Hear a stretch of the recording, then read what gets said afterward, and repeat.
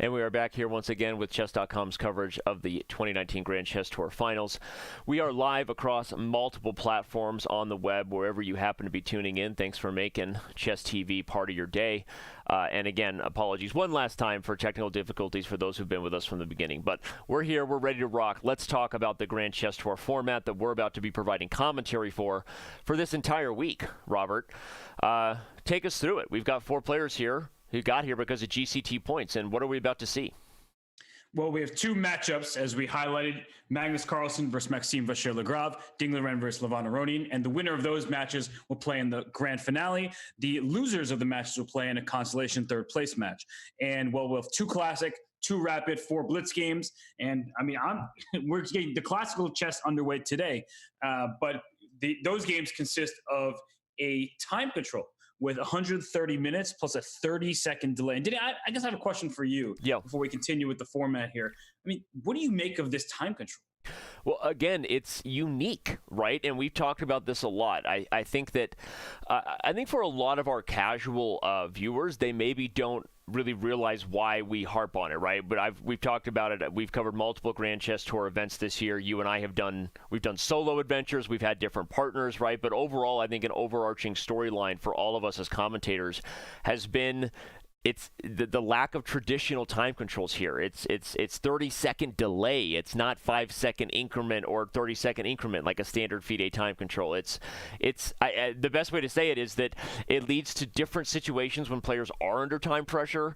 I think it might lead to different time management on the clock because players fear time pressure a little bit more, Robert. So obviously we'll come back and touch on it throughout the day, and maybe even it'll be a daily question at some point because it's been interesting for us in terms of what the Grand Chess Tour brings on the clock. What the Grand Chess Tour brings on the boards is right in front of you right now, everyone. We've got Levon Aronian taking on Ding Liren with the white pieces and Magnus Carlsen in the same spot versus Maxime Vachier-Lagrave. So one thing I'm already going to compare and contrast, we have 2 completely different type of positions starting out, right? We've got a Queen's Indian maybe out there in the left. Who knows? Maybe we'll get a D5 pawn push, and that'll be kind of a Rogozin transposition. And we've got an open Sicilian on the right here. Robert, your first thoughts here in our bird's eye view. Well, I just like comparing the openings that they're playing today versus openings they played in the past. Yeah. And just as a starting reference point, when Levon Aronian took on Ding Liren in India just a week ago, he played E4 on the first move. Yeah. But today he's playing D4, and Levon has admitted this to the general chess public. He said to us when he lost his Speeches Championship match, he's like, well, I'm more of a D4 player, but sometimes I like to mix it up and play E4. But he's going back to his roots here. He loves his D4. And as we see on the left-hand side of the screen, Ding Liren is competing for the center very early. A Tarrasch, actually, type of structure, which is where Black aggressively plays for both C5 and D5, rather than sometimes a more traditional Queen's Gambit type of structure with moves like C6 played. Kind of reinforcing the center here is a typical way you play on the Black side of a lot of Queen's Pawn games.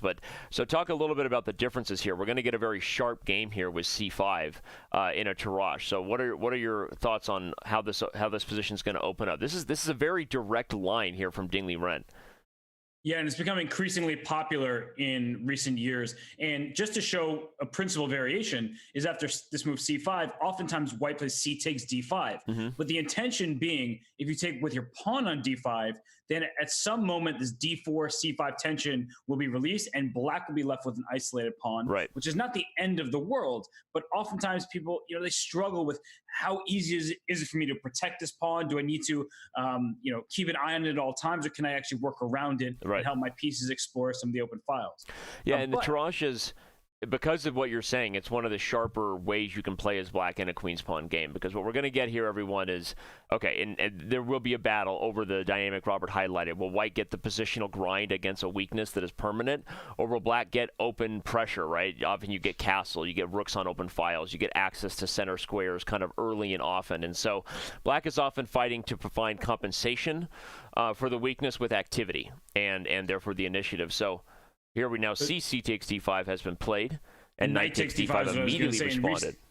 Yeah, in recent years, this is the very topical line because it actually is not a forcing continuation, but white plays e4. We get a sort of Grunfeld-like setup Right. where white gets the very strong center, but after the series of moves, capturing on d4, with both players take with the pawn on d4, black plays bishop b4 check. You notice that all of black's kingside pieces are out of the way, so black ends up castling very quickly and saying, I understand I've handed you what looks like a beautiful, strong center, but I'm fully developed. I've castled. I have no weaknesses to speak of. And so it's easy for me to coordinate my pieces and push your center back and make sure that you're not getting anything too advanced. Well, I was going to say that's a good point you highlighted, because if we talk about the e4 structure, we've got normally, sorry, not the e4 structure, you said the Grunfeld structure. Normally we have the bishop on this diagonal as sort of the long-term play for black to make these pawns weaknesses, and you're trying to undermine the dark squares. Here, there's no real future for that, so black has to compensate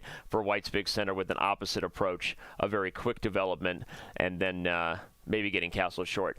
Since we have a moment here as the openings tell us, and we definitely need to touch on what's happening in Magnus Carlsen versus Maxime Vachier-Lagrave, but let's talk real quick about what's at stake here. Remind everybody what the scoring system is, because as many events have these days, we had this with our own World Fisher Random Chess Championship and so many other events, it's not just a single point for a victory. Here we have 6 points for a win in classical and 3 points for a draw. This is similar to the weighted scoring system we actually had at the World Fisher Random Chess Championship, where they try to make the longer games count for a little bit more, Robert. The advantage of that is you feel like you are acknowledging classical chess is the most important chess to be good at. But the disadvantage of it, I'll put it this way, is if someone wins in classical and then let's say wins in rapid, the matches could be over earlier because of the way the scoring system is weighted. And we actually saw that happen in Oslo between Wesley So and Magnus Carlsen, where the finals didn't even reach blitz, right? Yeah. So what are your thoughts on that? I'm curious, just to see. I guess the first player to reach 15 points means that they expect it should get to some of the blitz games. But what are your thoughts on this scoring system here? Yeah, I understand the incentives behind kind of creating the system where there's just much more value in winning classical games. But on the flip side, players are probably much more risk averse, because if they lose one game, as you mentioned in classical, all of a sudden you're way behind on the scoreboard. And that's a huge problem. Because let's say Magnus Carlsen decides, I'm going to take the fight to Maxime Vachier-Lagrave, and he makes a one-move blunder, he loses the game. It doesn't matter who the player is. I use Magnus out of convenience. But the point is, all of a sudden, now you're like, I'm just out of this match. And if you draw one game and lose the other in classical, it's really hard to come back and make your way back. But with this staggered scoring, with the rapid being valuable, I guess it is feasible. It's not like you're just you should resign, tip your king over, and not show up for the next round. But I do think that more games are generally better when there's staggered scoring. But I do prefer this way with 6-4-2 rather than 6-3-1 or something like that. For sure, and we'll be coming back to it. Let's talk about what's at stake in terms of cash. So that's how the players will be rewarded for their results, as we saw there, and this is what they'll be rewarded with. That's $150,000 for first place, in addition to what they've already won coming into the tour, which we talked about that a little bit earlier. So a lot at stake here, and pretty decent prizes, even just for last place. Actually, very similar to what we had again at the World Fisher Random Chess Championship in Oslo. So not bad when last place is 40 grand, which is pretty cool. So. Yeah, I mean, if they're complaining about it, I'll take that money. Yeah. I don't have a problem with that. Well, the games are getting underway here. We've been focused on Levon Aronian's battle with Dingley Ren, but let's switch over to the world champions. White Najdorf versus Maxime Vachier-Lagrave. There's a lot to talk about with this game as far as storyline goes, Robert. Magnus Carlsen going into the white side of the Open Sicilian more often in his career than he ever has, really since the 2018 World Championship. We see him playing the white side of Sicilians a lot more often, and now he's challenging Maxime in what is supposed to be the Frenchman's wheelhouse. This is the Najdorf, right? But suddenly F3 is anyway, go ahead. Your thoughts on that? Well, I liked how you ended that. Suddenly, an F3 is and then you kind of threw it to me because that is the point of what what Magnus Carlsen does. Right. He plays a move like F3, whereas you know full well, Danny, F4 Yep. is the main line and is very, very sharp. So he chooses to play F3 here, and he says, "All right, Maxime, I know we're in your repertoire, in your Najdorf, but maybe you haven't studied F3 recently. Maybe you haven't really spent too much studying it at all, because when you see this F3 structure, you often have the bishop on E3 rather than on G5, just typically. But there's a flexibility of this F3 move. Of course, you're protecting the pawn E4, but you're also allowing your G pawn to rush to G4 and be very well protected there. I assume that this is just one of those Magnus openings. Hey, you don't know what's coming, but a move like bishop to E7 or knight B to D7, the kind of standard moves that Black plays in other Sicilians are applicable here. Mm-hmm. But you have to be very careful not to walk into something and to come to a point of no return. Well, let's highlight real quick why, for example, so why is what Magnus did slightly obscure, and those saw that I awkwardly threw that to Robert, even though it's because I play these positions a lot, but it definitely caught my attention because Magnus is not just going into the traditional Najdorf where we might get a poison pawn and some of the craziest variations ever known to chess theory, to be quite honest. F3 is normally played with the bishop on E3, but for good reason. That's because, as Robert said, F3 supports G4, and once that pawn gets there, you often want it to push to G5. So imagine now this pawn gets to G4 and it wants to kick the knight from F6 in order to continue the attack, but the bishop is kind of in the way. So while Magnus is surprising Maxime here with F3, and certainly we're all going to be on the edge of our seats, I can't wait to see how Maxime deals with this and what Magnus maybe has in store. There's a reason from a principled point of view as to why, if we just do it this way, the way it normally is done, there's a reason why these positions often have the bishop not on G5, because you want this pawn coming here to kick this knight to help your attack. The knight not on F6 means it's harder for Black to get D5 because there's no support there, which means it's harder to open up the bishop. So there's a lot of strategic reasons why this bishop can be a little bit awkward on G5 rather than E3. That said, I've also played a lot of English attacks against the Taimanov, and let's draw a comparison to this structure, everyone. With E6, here you can get very similar structures as to what we have in the game. And in these cases, the bishop is already open and already coming to D5. So sometimes if Black gets these things, it doesn't mean that Black just has instantly broken the English attack. So the point is there's a lot of uniqueness here with the bishop on G5 and a pawn on F3. So much so that I guess MVL says, I'm actually going to force you back into more traditional roads. And Magnus just says, yep, I've done my job. Because what's the advantage of having induced H6, Robert? Now when G5 comes, you have a target. You're opening up even more lines than before. Yeah, and note that when you first put this position, threw it over to me, I didn't mention the move H6, which is a very natural move, right? You're saying, okay, your bishop on G5 pinning my knight. Let me break that pin while attacking your bishop. But as you just pointed out, whenever you play this move, H6 is a hook for the white attack, right? G4, H4, G5 now forces Black to open up some lines in the king side precisely because your pawn is on H6. Right. And in general, a very important question for the Black side of this kind of position is, where does your knight on B8 belong? Does it belong with knight B to D7 so that you can play B5, bishop B7, and those kind of moves?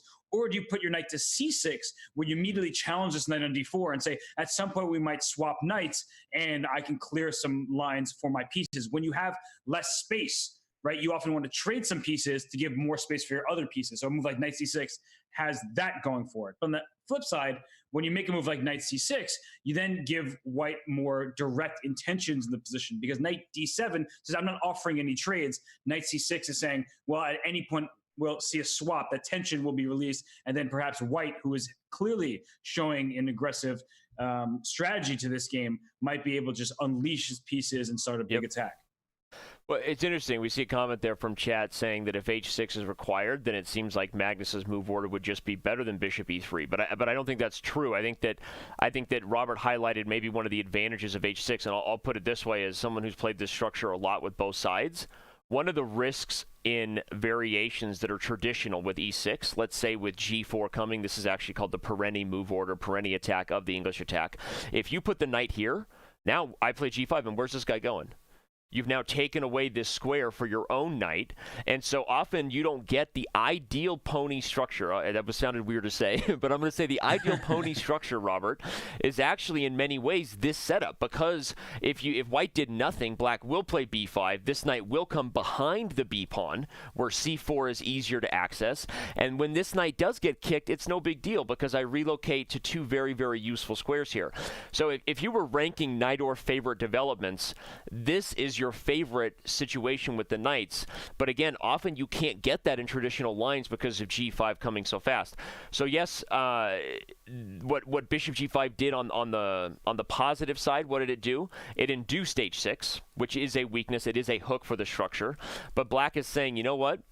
You got me to lose a tempo, but now I also have this ideal development for my knight. We see he's already committed to what Robert said. B5 maybe isn't knight bd7, but it is committing to knight bd7 because you can no longer put the knight on c6. Quite obviously, right? The pawn isn't there. So and then white has to waste a tempo. So this is so vintage Magnus, Robert. This is like we're getting a sharp, open Sicilian that looks so close to theory, but actually there's some unique footwork going on here that keeps you off balance, which is what he does so well, right? Peter Svidler said that in a commentary session. I think you and I have talked about that a lot, where he said people underestimate how much effort has to go in to avoid the sharpest lines of opening theory, how much opening prep has to go in to get positions like this that throw off Najdorf English attack players. Like I played these positions for both sides my whole life, and it's like there's already some very unique stuff going on here.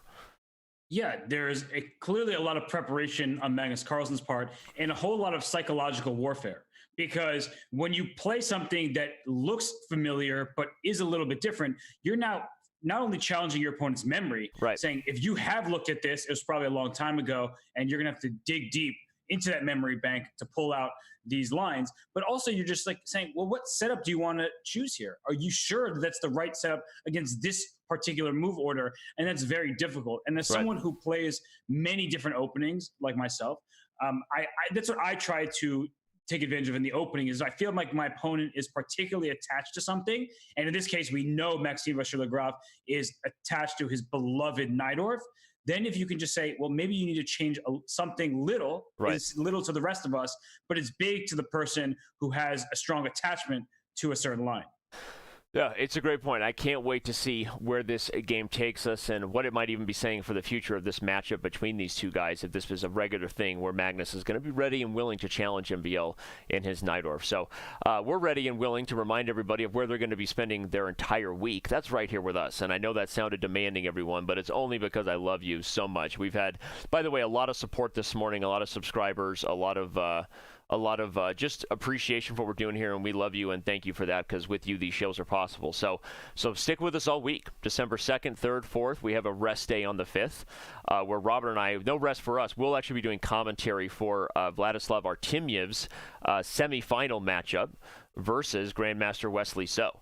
So just December 5th is still going to be a very busy day for us. So stick right here all week as we move into the finals. And of course, December 4th, we also have Hikaru Nakamura versus Jan-Krzysztof Duda, the last quarterfinals matchup waiting in this year's SCC. So busy week, Robert. I know you're psyched about it. Busy month, actually. Yeah, I'm definitely psyched, especially for, the Speed Chess Championship matchups starting on, what's today, Monday? So Wednesday. I lose track of time when chess tournaments are underway.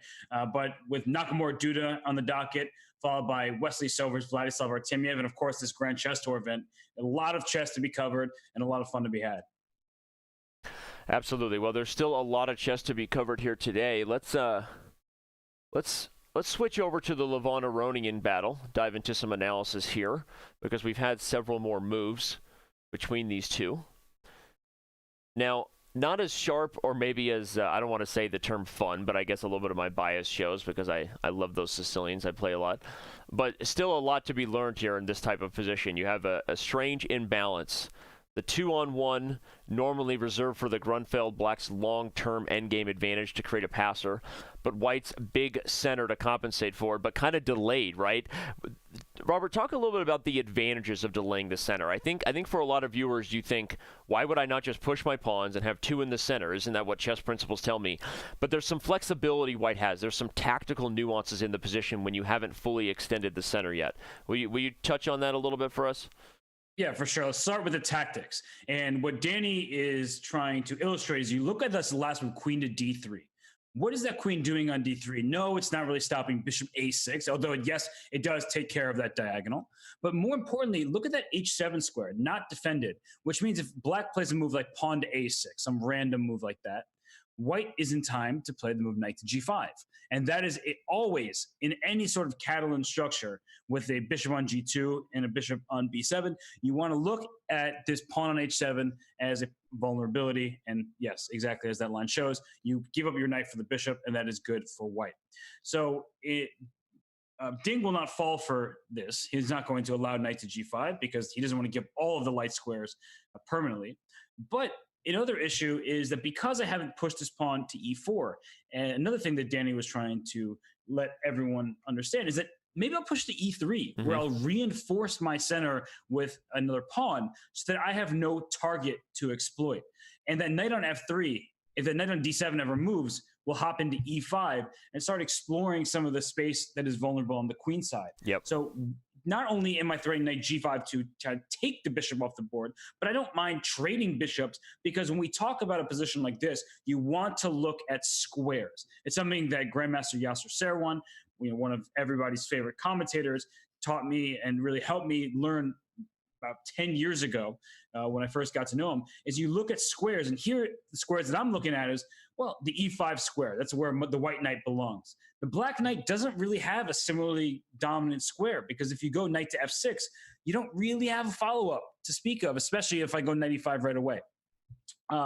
These 2-on-1 majority for black on the queen side is great in, say, like king and pawn end games if I can get the pawns rolling, but it also can be a bit of a vulnerable pawn to a7 if my queen slides over to a3 at the right moment, where it hits the a7 pawn and takes over some of the dark squares in the position, like d6 and things like that as well. So I like the dynamic for White. I think White is slightly better. I see more various options for White, but I think that Ding is probably saying, okay, I can neutralize if I'm very careful and play accurate chess.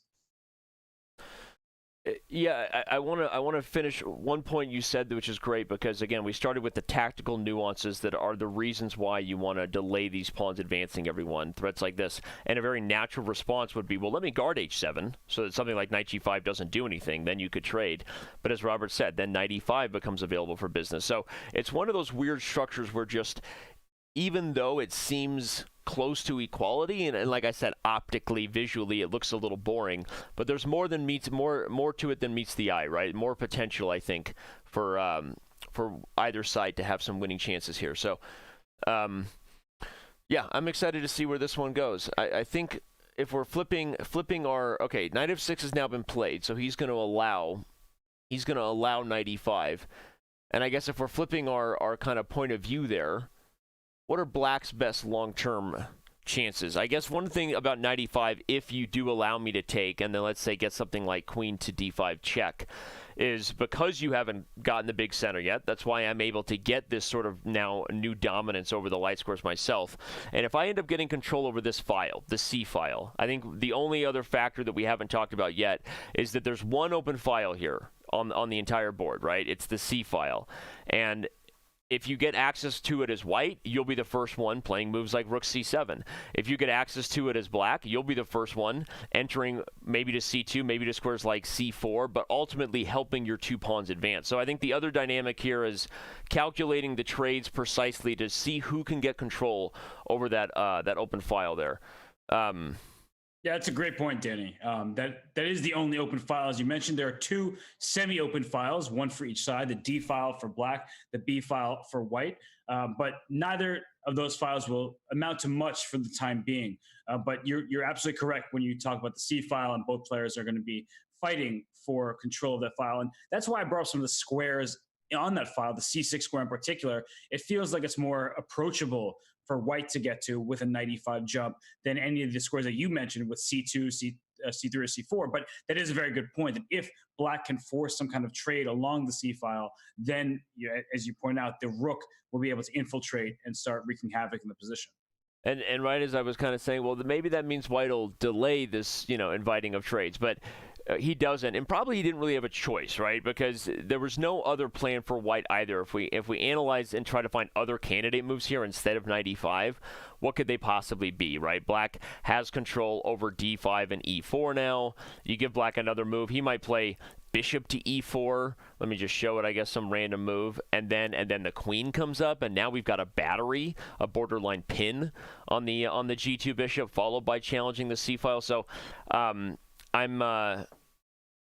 hopeful that one side finds a way to get a grip here to create long-term winning chances, because if not, what's happening here is a lot of simplification where both sides, yes, they're playing the accurate moves and they're fighting over the critical areas of the board, but there just may not be enough for either side to keep pushing long-term here. So we'll see what Dingley Ren plays now. I'm expecting queen d5 check followed by a quick challenging of the c file.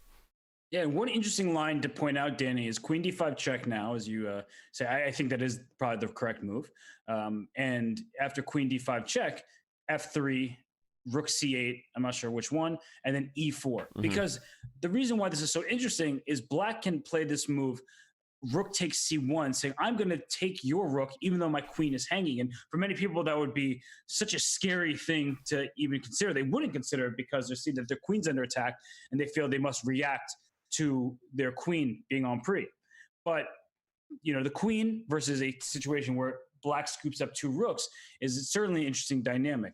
So if you play rook takes c1 after e4 as just a way of saying, I'm not afraid of you, let me gobble up that rook, then white has the choice, of course, to take this queen on d5 and play in position with a material imbalance. So let's say after e4, what do you think black would do here? It was a rook takes c1. This is the kind of what we're talking about. So if you take on d5, rook takes a1, we have this position where the queen is playing against two rooks. The rooks are not yet coordinated. So after I take on e6, for instance, I just am not really positive of if white is the one getting too active too quickly, or black, instead, let's say a couple moves like I said, taking this pawn on a2 and getting in harm's way.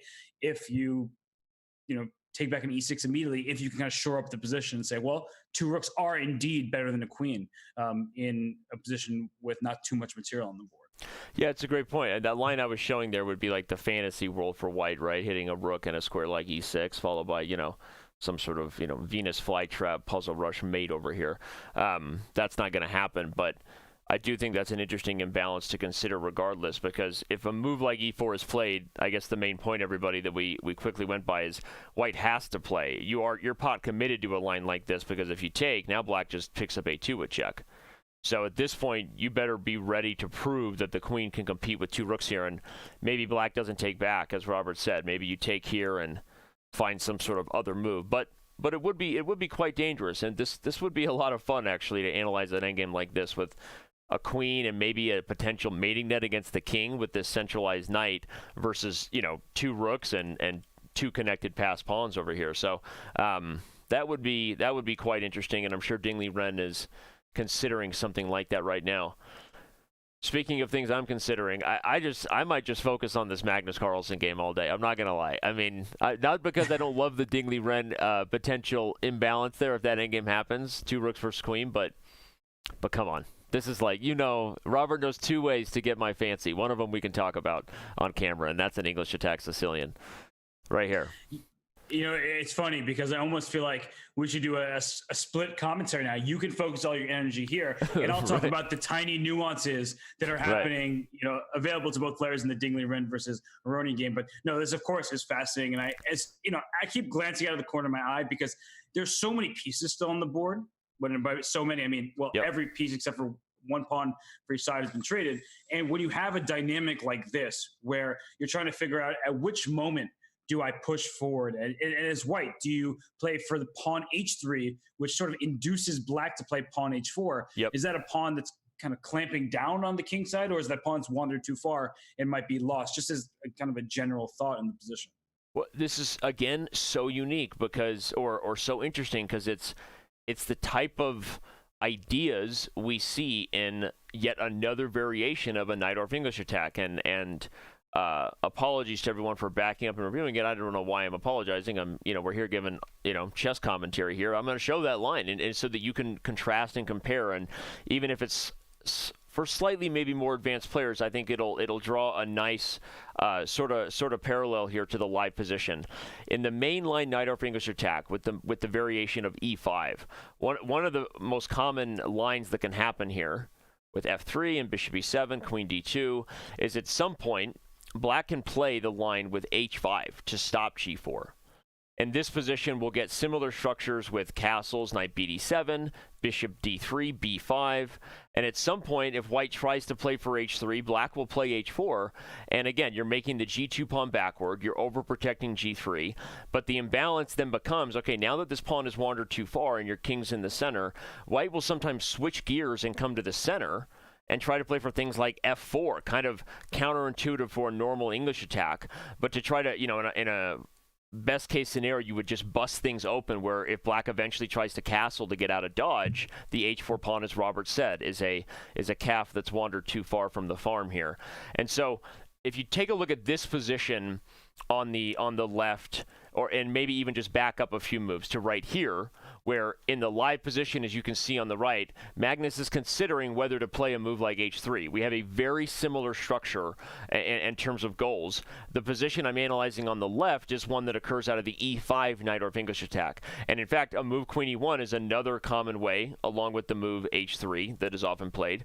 A move queen e1 is another idea black has to clear the d file. Sometimes it prepares f4 and also opens up g3 for business, which is only relevant because the king isn't castled and g7 is a target. So these are all very similar ideas. Again, look at the position on the right. I'm analyzing it as if it's the game, but the position on the right is the live game. Position on the left is where you normally see these ideas. So again, Robert, back to the live position we just talked about, Magnus Carlsen, what he does here. I'm like, I can't wait to see what's able to, this is footwork. This is fancy footwork from two heavyweight fighters, and MVL has his work cut out for him. Does he play h4 now, Robert, to stop queen g3? But if I haven't committed h3, h4 is even more potentially weak because there's no backward pawn on g2. If you play h4 now, I might play bishop back to g5 and go pick up that pawn. Just is super interesting stuff here. Magnus applying ideas across multiple English attacks. Yeah, these kind of hybrid situations are both fascinating and frustrating. It's fascinating for us because any little mistake in in these lines that we make, we don't see every single nuance. Well, we can just take it back and look at another line. But as soon as Maxime makes a mistake, we talked about the scoring system of 6 points for a victory. And if he makes a little mistake and Magnus ends up capitalizing, then that's just a tremendous swing in this event, and kind of you're knocked out before the match really gets underway. Now, of course, one of the things that black has to be considering in a position of this nature is also d5, and that's one of the better things about having your bishop on b7 and a pawn on e6 rather than a bishop on e6 and pawn on b7, is that d5 can be a move to strike with at the right moment. It's one of the moves you absolutely do not want to play too early, because if you play a move like d5 too quickly, for example, in this position, if you make the move d5, what I always think about is, well, is d5 actually that well protected? The answer is no, because after e takes d5, knight takes d5, knight takes d5, bishop takes d5. It looks like we've had a great series of trades for black, and then you realize knight f5 comes, and there are tons of problems in the position. Your bishop on e7 can be captured to take over the dark squares. Of course, the bishop on d5 immediately, as you just pointed out.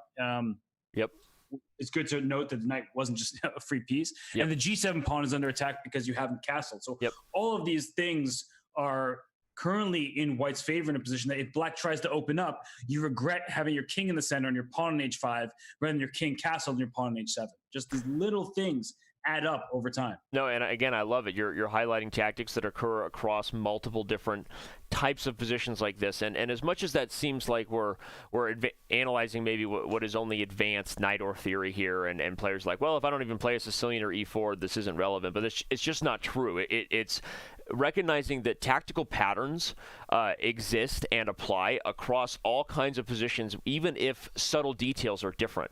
And that's something, one, you can apply to all of your opening repertoire to recognize an opportunity to apply basically a pattern that's effective in one structure or one particular move order is also effective in another. And it's where a guy like MVL now has to earn his salt, Robert, because he's supposed to be kind of the Najdorf guru, right? He's supposed to know this stuff and know these patterns, and he should understand the unique differences between the Scheveningen structure, which is defined as this structure, everyone, versus the traditional Najdorf structure, which is where the pawn was on e5 in that line that I was actually going over. So the differences between this structure here and the flexibility it offers, whether d5 is possible, versus the more straightforward Najdorf I was analyzing earlier. I can't wait to see how Maxime handles this. And yes, he's taking more time than Magnus right now, but that's partly because he is black. He's on the I have to react side of an opening, right? And at the elite level, that's very important that he doesn't make a misstep here and then fall into Magnus prep. But something tells me there's also a lot of potential here for black, because the more I look at it, and again, I've been highlighting kind of with an awe and just excitement to see what Magnus can show us with a different move order. Objectively looking at it, I do feel like this is a pretty good Najdorf for black. And I'll explain, and the reasons why is because these are the kind of moves, everyone. The bishop on b7, the rook on its dream Sicilian file. Every rook dreams of this, right? The knights on these positions, as I highlighted earlier, we saw a comment from Jake Loans in chat who was saying that, well, h6 must just be bad then for black when Magnus induced this. And I was like, not so fast. This move is going to allow black to get the two knights that we now see, everybody. And so if you're evaluating what black normally wants in Najdorfs, it's everything Robert said. It's the idea that d5 is probably going to happen safely here at some point, and these pieces are on their ideal squares that they normally can't stand on in a traditional English attack where this pawn's on g5. And what does white have to really show for that, right? Where's the lead in development? This is not a traditional English attack. So I think Magnus has done something kind of unique here, Robert, but this is a very two-result position, very double-edged, and if you asked Maxime ahead of time if this would be the kind of position he'd take, I think yes. I think yes is the answer. Yeah, I'm with you here because it is complex, but we are still in Maxime's wheelhouse. We might not be in the exact line that he had prepared, but he is extremely familiar, perhaps more so than anybody on this planet, with the black side of these kind of Sicilian structures. And you make a very good point highlighting how strong the rook is on c8. And I guess, when I was talking about the difference between a knight on d7 and knight on c6 earlier, of course I should have highlighted the fact that you played c5 on the first move and then captured on d4.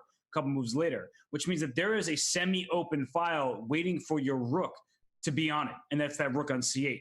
And with your knight on d7, unlike this knight on d4, which is blocking the rook's access on the d file, the knight on d7, instead of being on c6, clears the c file for ideas, as you point out, with rook takes c3 at some moment. So if you make a move like queen f2, some kind of random move that has a purpose, getting your queen off the first rank and maybe lining up with that bishop, but then rook takes c3 certainly has to be considered, even if you don't play it in that moment.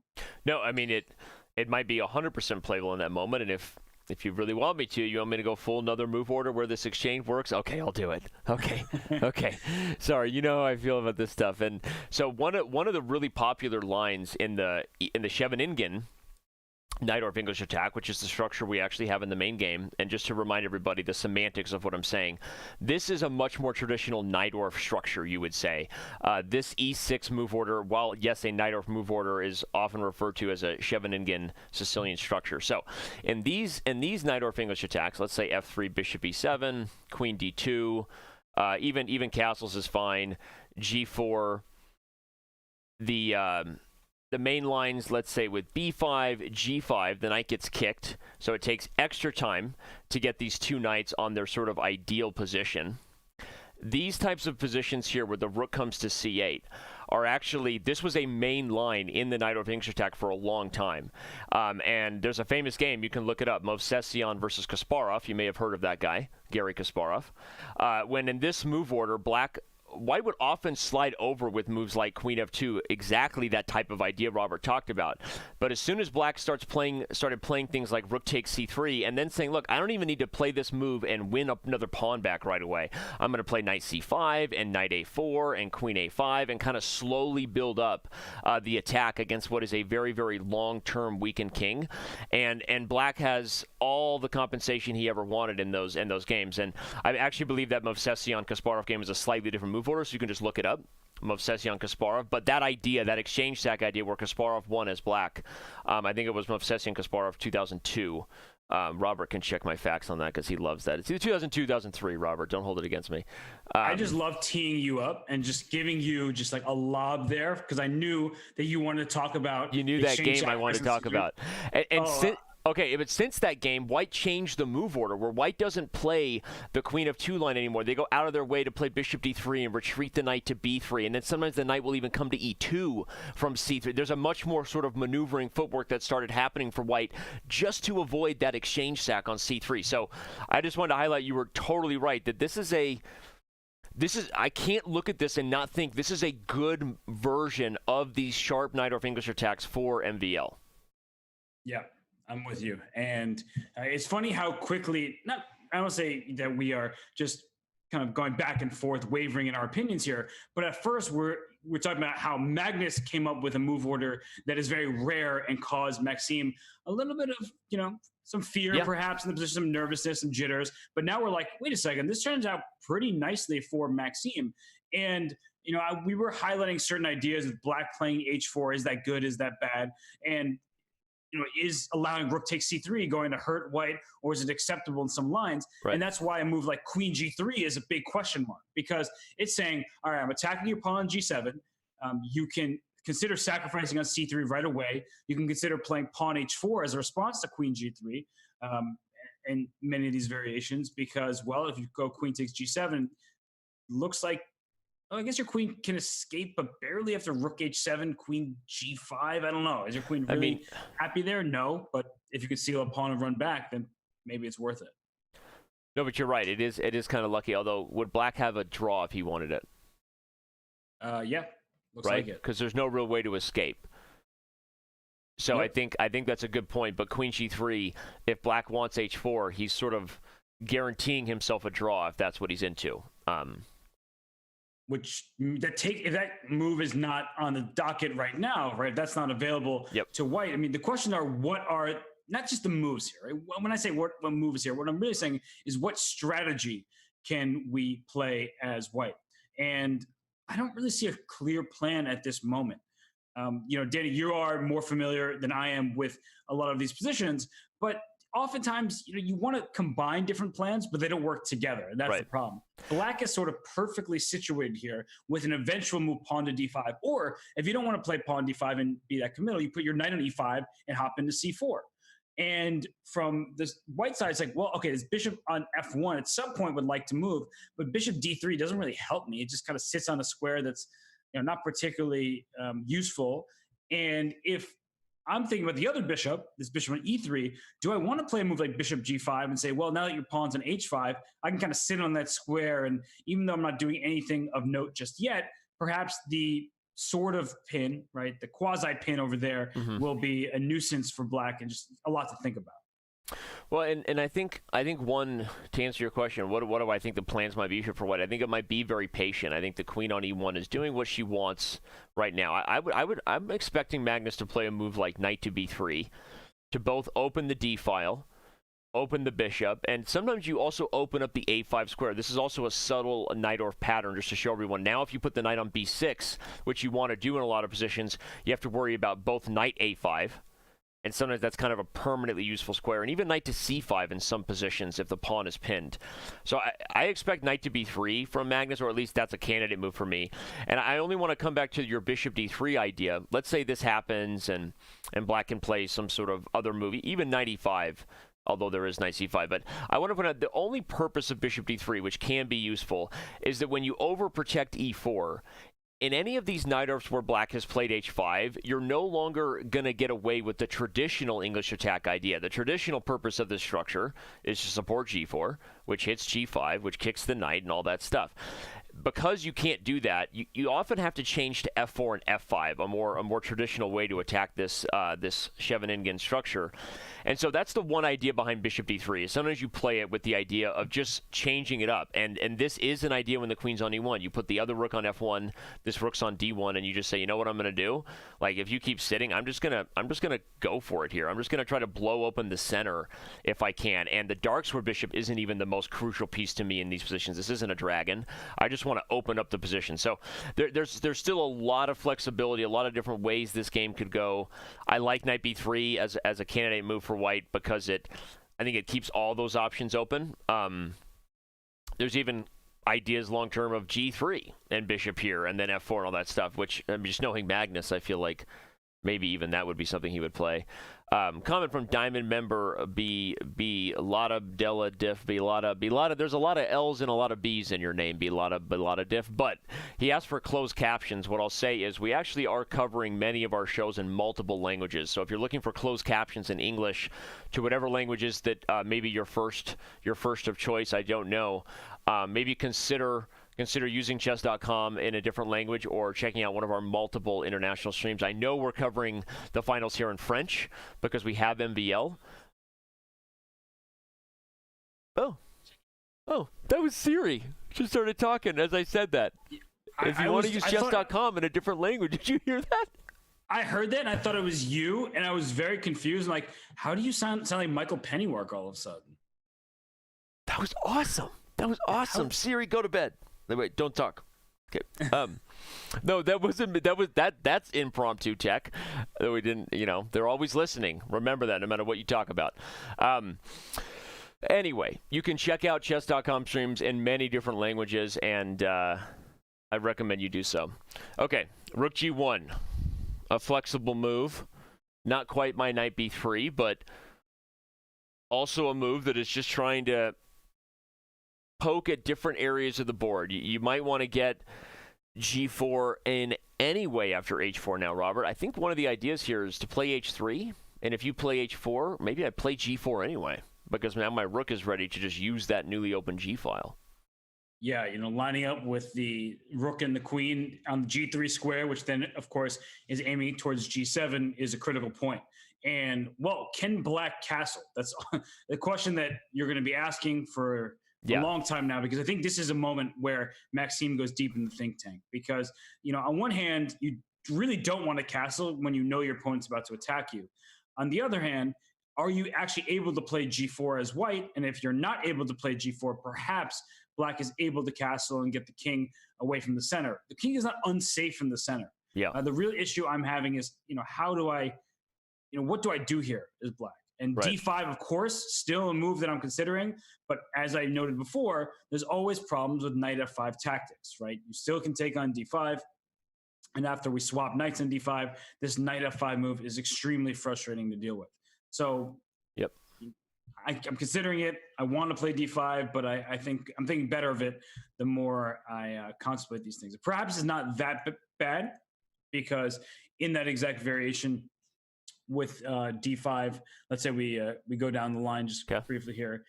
We take on d5, trade everything, knight f5. Maybe then you castle and say after knight takes e7, queen takes e7. Okay, black does look pretty active. You have the two bishops for white, which is, of course, something that I like. A move like queen b4 actually comes to mind just to take advantage of having the two bishops in an endgame.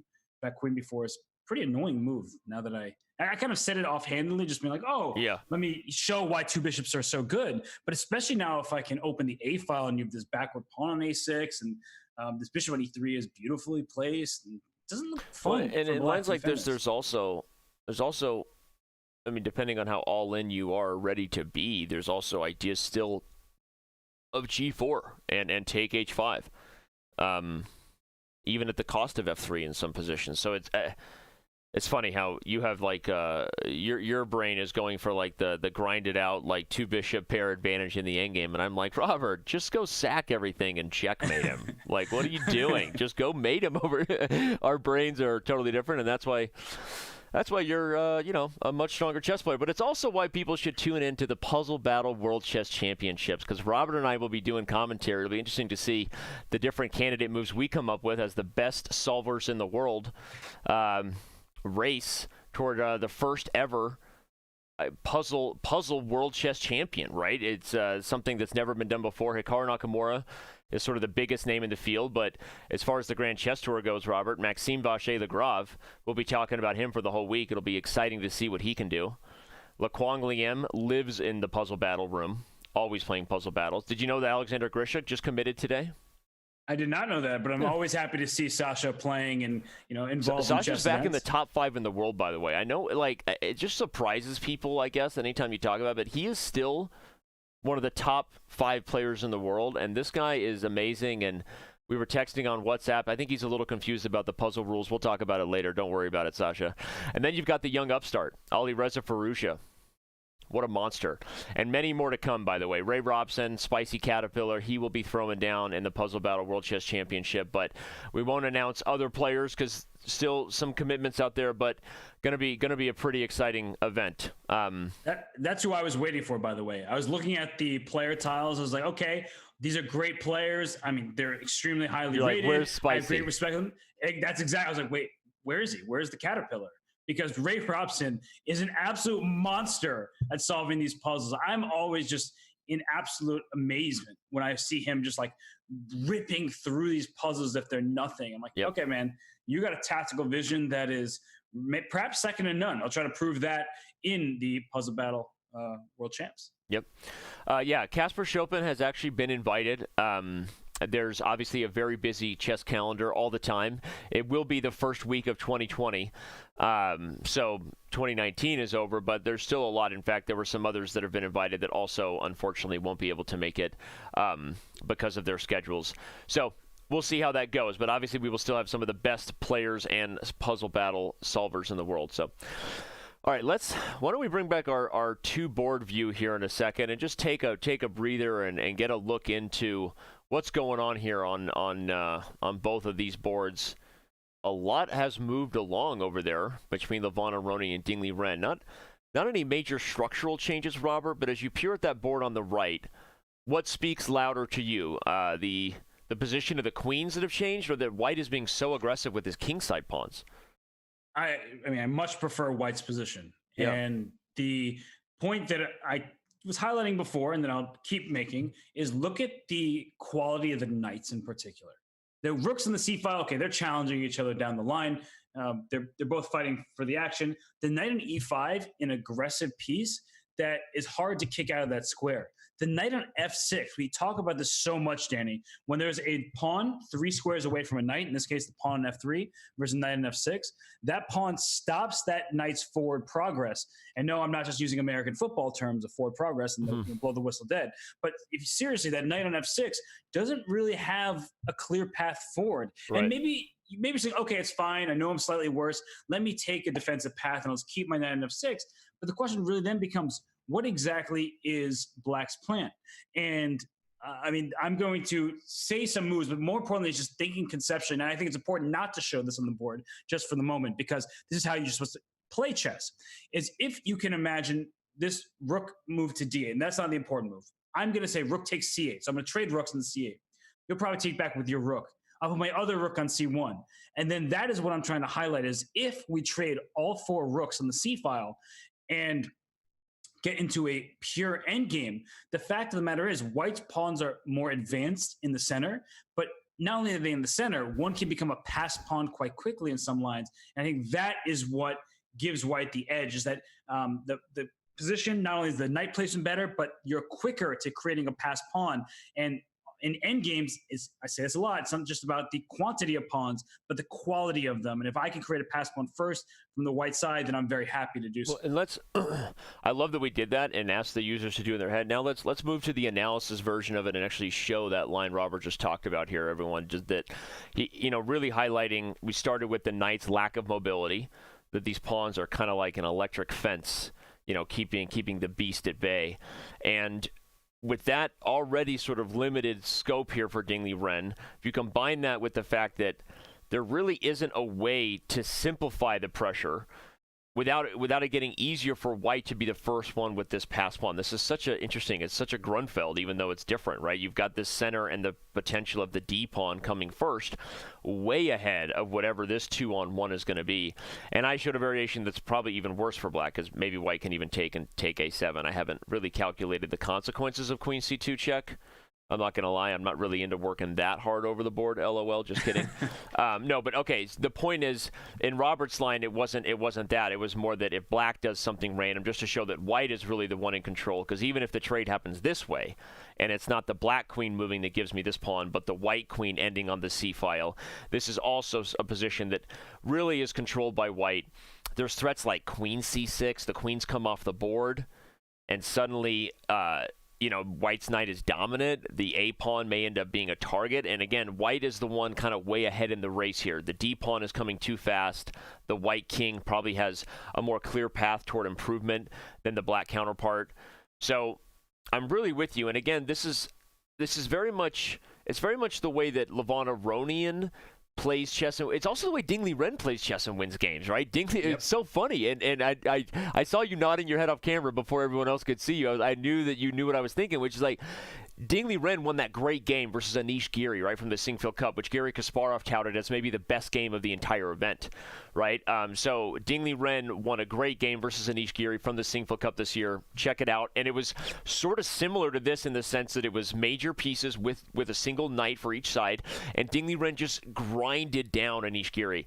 But Aronian also known for converting those small, sneaky advantages. So we'll see if Dingley Ren gets a little bit of a taste of his own medicine here, defending the worst side of a major piece in knight endgame.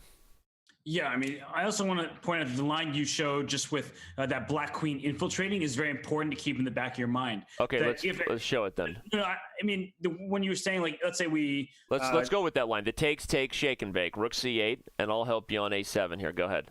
Well, the reason I would say it was important is just for what you highlighted is that, okay, maybe it doesn't work out in this particular position, but the point is that the white king is not very safe.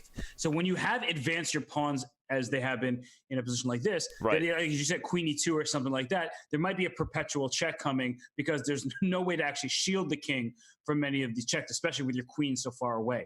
Right. And I just think it's very important to highlight things like that where, initially you're like, okay, I'm losing a pawn, I can't do that.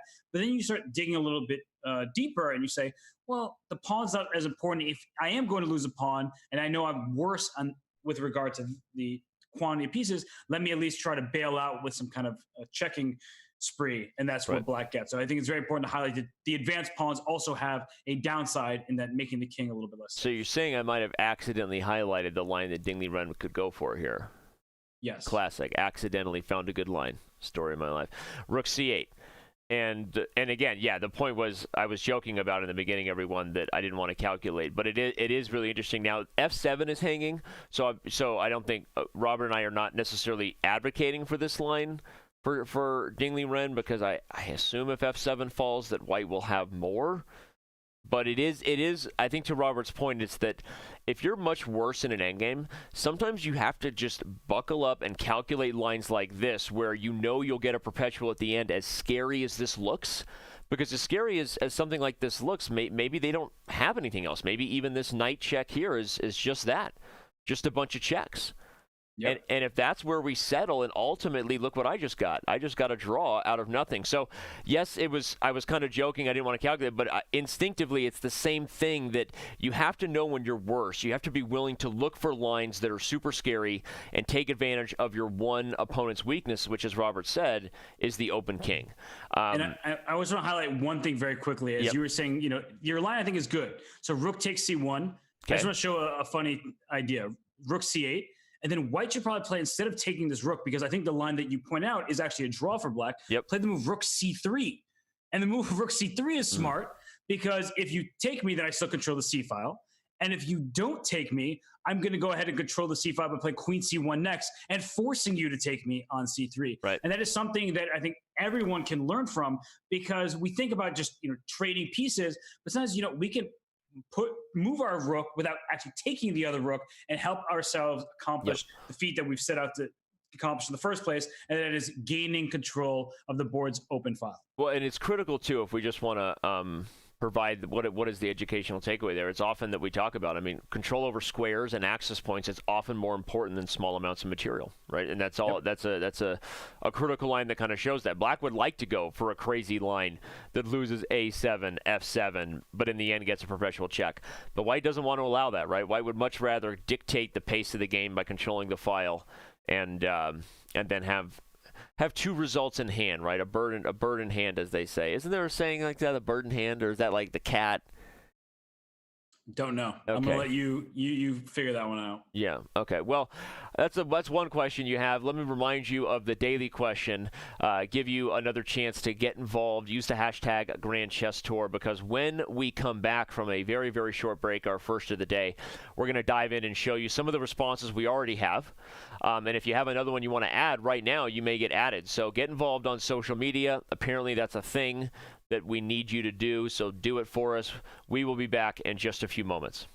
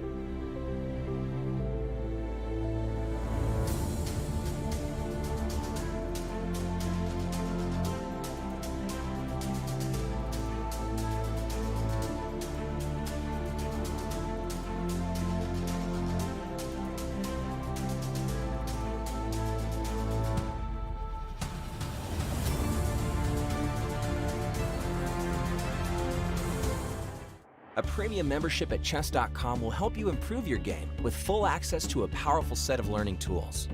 Unlimited tactics let you practice like a master, with more than 50,000 puzzles to challenge you at every level. Our library of interactive chess lessons, created by master coaches, will enhance every aspect of your game. And after each game you play, the computer analysis feature will give you feedback on every move you played, turning every game into a chance to learn. And that's not all. Premium benefits also include unlimited tournaments, video lessons, the Opening Explorer, and much, much more. Upgrade now to take your game to the... Welcome back to Chess.com's coverage of the 2019 Chess Tour. As much as we like to sit here and talk about the upcoming final Star Wars saga with the dark side versus the light side here, Robert and I, we have accusations that team sniping is happening with LeBron because he's going for the variation that we talked about. We got to dive right back in here to maybe climax between LeBron Aronian and Dingley Ren, because unfortunately I don't think White has any more than a draw. Yeah, it looks like the draw is in the books. They have officially drawn their game, and it went down. Okay, it's over.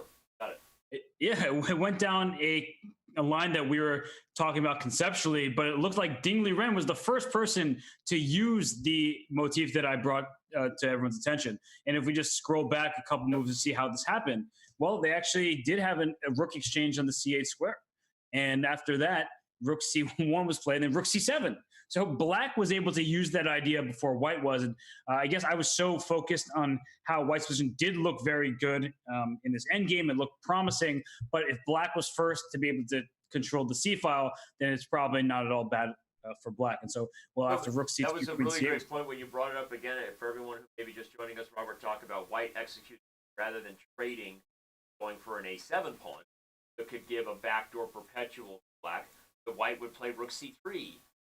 Unfortunately, I tried to move it, but it's not just the Chess.com bugs. It's that it's Black's turn. Black played for it first. Rook c7 gets Robert's idea, forces White to trade.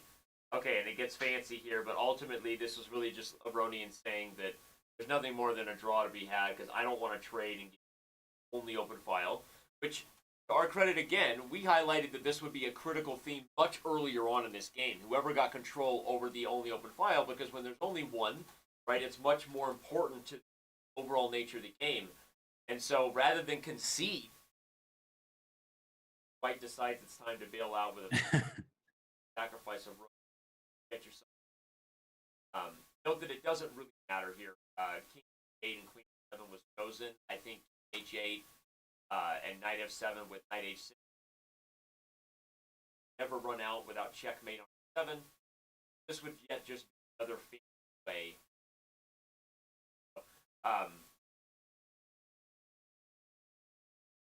Yeah, so it's, I mean, stuff, and let's go back to Magnus's game. Let you touch base here. Yeah, okay. Well, it looks like we have had quite little movement in terms of the number of moves played, but players are spending time on the clock here. And it's one of those positions, we've highlighted this earlier, that both sides are trying to figure out when they can uncork their plans. Of course, Black is always considering playing pawn to d5 at the right moment, but you don't want to do that too early, as we keep talking about these knight f5 ideas. And from White's perspective, you'd probably like to get an idea related to pawn to g4, but Black is not yet castled. So there's a rook on h8 that is very happy to take advantage of that fact. If you ever played g4, Black is able to open up the h-file with the move h6, g4, and the pawn on h2 is a goner. And not to mention that with the queen on c7 and the rook on c8, these pieces are staring down the c-file. They're saying, I know there's a knight on c3 that's protected for the time being, but if I can kick that knight off of the c-file, this pawn on c2 might feel loose at some moment, which actually opens the door for d5 possibilities.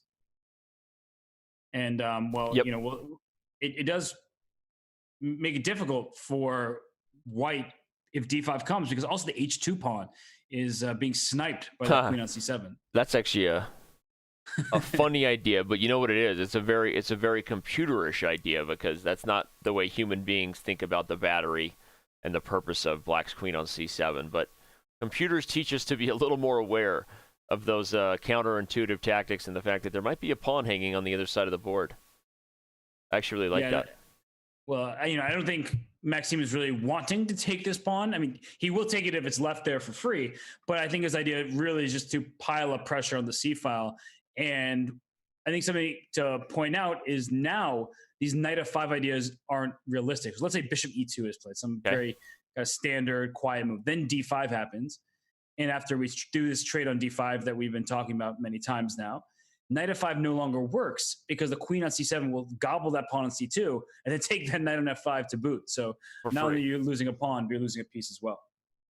Yeah, that's actually another critical point as to what the queen is doing there, preventing this all the tactics black has in store. Now, normally, sometimes the queen on c7 can take away the power of an exchange sack, but I guess right now, Robert, the battery, I guess, is just more important to being irritating for white than what was the exchange sack earlier. Right, because the move d5 is so essential to this position. And in fact, I don't really see an easy way for white to stop it. And I know many people are looking at this position, and I think it's good not to make moves and show, but instead to use our abilities to visualize the position and think about, okay, so what is the real idea behind d5? Well, not only does it help black expand the center and say, white's not the only person playing for space. Look at that bishop on e7. There are possibilities on the queen side opened up with moves like b4, because if that pawn on d6 wasn't there, then b4 is an option, and you, after a takes b4, take back with the bishop. The bishop takes a3, sacrifices to pry open the king and things of that nature. Wow, so you're going. Wait, you're going so grandmaster here. I have to show some of your ideas because there's too many good ones coming out of your head here. The point, everyone, is, so we've talked about d5 and the reasons why knight to f5 tactics are no longer there. But yeah, opening this bishop also threatens bishop takes a3. So even if we don't bring a knight there, you make some other move, bishop takes a3 might immediately be on the agenda to just win some material. And then also b4, probably even stronger, right, than winning a pawn would actually be to bring the bishop to this square and pin the knight to the queen on on e1. So this is actually becoming harder and harder for me to feel like Magnus is going to get a good side of this English attack. And again, I know, like you said, it's been a bounce around storyline. Partly just as chess players and commentators, you get excited when you see the world's best player bring a new move order and add some uniqueness to something that is a very well-traveled road, right? And we know Magnus does it maybe better than anybody in history, right, to be honest. But the more you saw MVL parry the early stages of this awkward move order that was the bishop g5 English attack, the more this is looking very dangerous for Carlsen. I'm excited to see what he does here because I really like d5 coming in. Robert, we highlight that d5 is a Sicilian breakthrough in every Sicilian, and I say this a lot, right, to say broken record things we say sometimes, but if d5 is ever played and it works out tactically, it's almost never bad for black. It's always liberating to the pieces that have been patiently awaiting behind these pawns here. And it's again, that's why I said the caveat, if it works tactically, because earlier we were highlighting a lot of lines where it didn't work tactically because white had these knight f5 tricks. But now white is in a real pickle here to figure out how to deal with this coming d5 punch. Yeah. And it's a moment where experience really pays off because, games that you play where it might be in a knight or if it might be in a Sicilian, it might not be a Sicilian at all, but there are certain structures and certain openings where the central theme is playing some sort of pawn break, but at times you can't make it work. And so d5 often does not work. And if you're inexperienced in such a position, you're kind of wasting time. And I don't mean wasting in the sense of you're not using it to think, but you're losing time on the clock. Right. And it's precious minutes because this is a time control where there's not a second time control. You don't reach move 40 and all of a sudden get more time. You have 130 minutes for the whole game with a 30-second delay. And that sounds like a lot of time. But if you're spending 8 minutes every single move thinking, can I make d5 work? The next thing you know, you have 5 minutes left and it's still a very complicated position. And I want to add here that the point you made earlier, I want to say this because I like complimenting you, Danny, even if you don't think I do. The point you made about this rook h7, rook h5 thing still makes queen g3 a move that you really shouldn't be really desiring to play here. Because if you do play queen g3... Let me show it. Yeah, go ahead. Your h4 move, and we both saw the move, rook h7, queen g5, and at the very least, black can make sure that he has a draw here because the queen can't go anywhere. And we show why queen f4 doesn't work, because e5 comes in. And not only am I winning your knight, but your queen doesn't really have any squares to go to after that. Oh, that's funny. I didn't even notice that. Yeah, I was highlighting the fork, but the queen herself is trapped, indeed. No, yeah, and that's a pattern you kind of get familiar with. It's like, I would compare it to like the d4 pawn game patterns, where you get familiar when a queen can't take on b2 because there's all kinds of ways that don't first meet the eye, but you trap her. This is like a Sicilian kind of pattern where you just become familiar with the fact that this doesn't really work, or at least doesn't win anything, right? Because black would have at least a draw. And this is a very dangerous spot to be in if you're white, right? Because black is playing with house money. He could play rook h5, but maybe he comes up with something else, right? Maybe king f8. Yeah, maybe king f8. You try to take away the squares so you win the queen. In some cases, you try to do... by the way, king f8 has the dual threat not of rook h5, but also of now you're threatening discoveries, right? Because there's no longer a queen g8 move. Yeah. So you're threatening things like knight takes e4 or knight to d5 to discover on the queen, and Bob's your uncle over here. So, yeah, this is very, very dangerous for white, and Magnus has been on the clock now, I think, for more than 20 minutes in this position. The timestamps will be updated the moment the move comes in here. This is a relayed event here from London. This is the Grand Chess Tour Finals, if you happen to just be joining us. That's the top 4 players throughout the entire Grand Chess Tour facing off, and this is one of the matchups of the day, Magnus Carlsen versus MVL. So, where's his head at? I still like knight b3, and I actually feel like knight b3 might have been a better move than rook g1 earlier, because I think the flexibility of getting ideas of f4 and f5 become critical here in these English attacks where black has put the kibosh on g4. But Magnus, rather than doing that, he kind of goes all in on the g4 idea, right? And plays knight rook g1 to get this.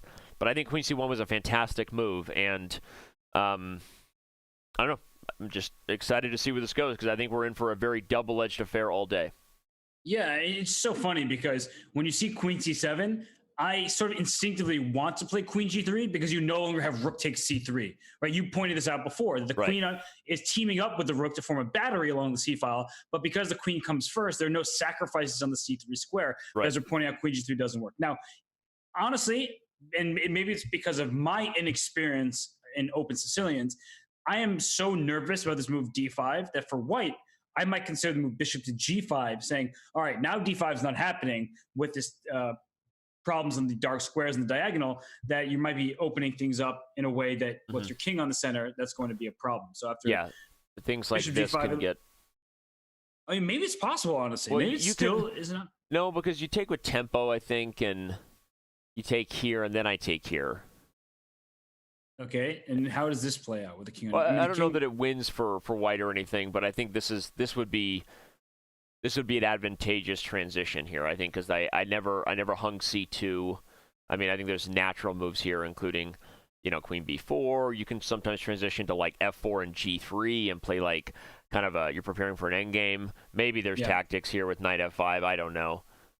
You don't really love to see the king on e7. Yeah, so I just think that's unnecessary. So bishop, but to me, I think as you said, I think bishop g5 is kind of like, okay, it stops d5, but you've now wasted a tempo, and I have other moves, right? I can play knight e5, I can play knight b6. There's always the outside possibility you go back for castles at some point, although I think that would be exactly what you don't want to do to justify white's rook g1 idea. But no, I mean, I guess I still expect knight b3 because it seems like the right defensive approach to open the d-file. Although I guess the more I say it, the more I kind of realize it was earlier or never, because if you play it now, you get your d5, Robert, and if takes, shake and bake, c2 falls in between, and I think this is probably enough to end the game. This is a real problem. So Magnus has to calculate well here if he wants to... He wants to figure this out. We got a comment from Chess TV chat. I think he's saying he's playing in the London Chess Classic in the under 2050 section, or maybe that was previous year. One of the things about the Grand Chess Tour Finals, for those who followed this event for several years, normally it's directly a part of the London Chess Classic, which will be a major event going on this week from London. But at this time, the Grand Chess Tour Finals is really completely separate of the LCC, the London Chess Classic. So it's its own event, and it is 4 of the strongest players in the world. So, but good luck if you happen to be playing in the London Chess Classic this year. Good luck to you. Yeah, no, it's. I think it's really nice when chess tournaments for the elite players also have these festivals attached to them. Yep. I really think that's a great thing because oftentimes these top players, well, they're friends. Of course, they are competitors first and foremost, but often they hang out in between games or after the rounds or on a rest day. But I think it's nice just to have other people there who also can just walk down the hall and say, hey, wait a second, there's Magnus Carlsen playing, and just be a part of the action. They're not playing them, but they get to experience what it's like to see and be at a top level event. I think these big festivals that we see in various locations are very beneficial for the world of chess at large.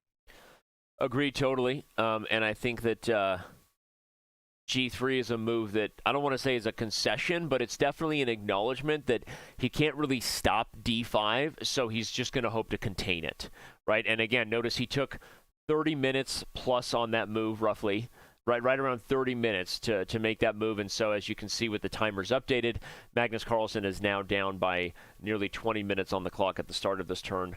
We see a lot of questions about that. Remind you can watch chess on Chess.com at Chess.com/events in the Chess.com live server, and the timers are updated as they are relayed move by move from the live feed we have in London. So we apologize for that. But okay.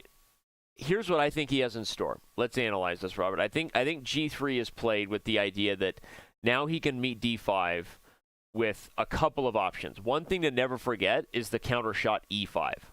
Now, I don't know that it works here, but it's something as a Najdorf player I'm always aware of, and I'm just going to show crazy lines. If knight takes, bishop F4, and you're like, yeah, but I just won a pawn, no big deal, I can unpin it. Well, watch out for things like knight takes B5 now in a lot of positions, as well as actually knight F5 still in some positions where you take and get F4 in. There's all kinds of weird variations where white can win back material and leave black with some other long-term deficiency, like an open king. So that's one idea, but whether E5 works or not, and we'll come back to it, we'll get the Grandmaster's calculation better than mine. I think also if he just trades and then plays F4, he's kind of cementing the knight's position on D4 as a key and critical protector of C2. You hold back E5 now. And so I don't think that black is really any worse here, right? I don't think this is considered an unsuccessful Najdorf, but at least white has established, a decent middle game here, and the knight is going to be well posted on D4 for the rest of the game. So I think that's what he's saying here. Like I said, he's not stopping D5, but he's going to hope to contain it when it happens. I love when you try to be neutral because I know how much you like black's position here. Well, how can I not like black? He's getting D5 safely. No, of course, right? Like we both like black's position, but you put on your commentator hat and was saying, okay, let me try to figure out what white could have in this position. I think we are both acknowledging that the opening ultimately has been a success for Maxime Vachier-Lagrave. Despite being the one who was sort of tricked with an offbeat line, he handled it very well, and now he's in a position that is, I think, immensely favorable for him. The one thing about G3 that is sort of sticking out to me is, are there some ways with bishop F4? It looks so strange. I mean, if you go D5, can I play bishop F4? And I know I'm losing a piece, but perhaps there are tactics with the black king in the center that Magnus is trying to scope out here. You might be right. There's takes, there's moves like this, and even if you get, knight E5 is not possible, even if you get queen E5 to guard it, there may be some weird stuff with D6 anyway.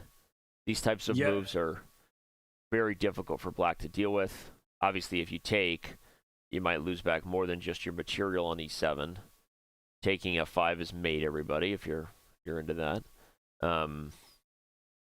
So it's very dangerous. In the moment you start playing moves like this, I mean, now I might even be able to take and win my piece back the old-fashioned way. I mean, all kinds of crazy stuff, right? You guard it and it doesn't matter. So Magnus, I think you're not wrong, Robert. And again, I think that Magnus he's a very strong chess player first and foremost, and theoretician and opening preparation second. Like we said, that doesn't mean he doesn't do a lot of work on the opening. We talked about that earlier, everyone. And that's, it takes a lot of work to play things like, in case you're just getting here, bishop G5 and then F3, which is a unique move order. And everything that happened here where white kind of lost time, just to give you a quick replay there on your left We touted it as really, really interesting, and we're not going back on that. It's typical Magnus Carlsen. But the problem is, in the end, like, it kind of has given Black what you see here, a pretty good Najdorf. But that means I think Magnus is going to go for original tactics first. He's going to try to play the position to the best of his ability, even if it's not the best Najdorf for White. Yeah, well, you inspired me because you keep talking about this move. If D5, you want to meet with E5, right? So D5, let's show bishop F4. Excuse me, if you were bishop F4 first, then if the queen moves, then I am going to play E5. Right. And you and I love to talk about bad French bishops. And, well, look at that bishop on b7. Not very happy piece. The knight on f6 has to retreat to an awkward square. White looks very nicely coordinated. Right. And Black, on the other hand, is being pushed back with White gaining more space in the position. Yeah, I mean, and now White's a couple moves away from, like, again, another tempo. If you give me another one, I'll relocate everything into this beautiful wedge setup and f4. So this is a fantasy world for White, but this is just showing kind of Robert's full idea that if you get e5 and you're able to relocate into sort of a closed structure, White would be in fantastic shape. So I think one of the ideas of G3 is to sort of say, I'll meet D5 with bishop F4. But I have another move I think MVL is going to be considering. And I think you can get away with it because G3 is the concession that it is. It's saying, I can't really stop you from doing what you want when you want to. I'm just going to hope to be able to react. One move now for Black is just G6. And one of the reasons why Black would play these in a lot of Najdorfs, everyone, is now you overprotect F5. So in a lot of these critical lines where D5 was met with some sort of takes and knight F5, or even if you get a closed structure and they want F4 and F5, you already overprotect that, right? And also, you're kind of saying, I'm not 100% committed to D5. I can also play E5 first if I need to, and you no longer have access to this square. And one critical variation of that is just to show it. If something like bishop d3 is played, just to show. In some Sicilians, what you do is instead of getting d5 first and allowing these tactics with e5 or say bishop f4, is you actually have a way to gain a tempo and then d5 second. So now you're really forcing open all these lines we've talked about, and it only worked because White couldn't put the knight here. Let me just show more lines, because this is a typical Najdorf idea. If you take, you're saying, yeah, but wait, Danny, doesn't this allow all of this? And I can take g6, and I've got discoveries. The point is, if you take, I'm not even taking back. I'm playing b4, and then I take again. And this is like a typical kind of way that suddenly Black's pieces have just pounced to life, right? If we go back to when this all started with g6, right? It was g6, and then it's e5, and then it's d5, and then it's b4, right? And you've got all this crazy stuff where Black's pieces are really aggressive. Knight takes d5 is coming, and you'd love to burst it open, but you can't. And so my king may get castled. I may not even need to get castled. This is kind of a typical way that Black might approach this now. So I don't know. You're right. I do like Black's position. And that's for someone who plays probably more English attacks these days against this Najdorf than someone who plays this as Black. But Maxime's doing well here.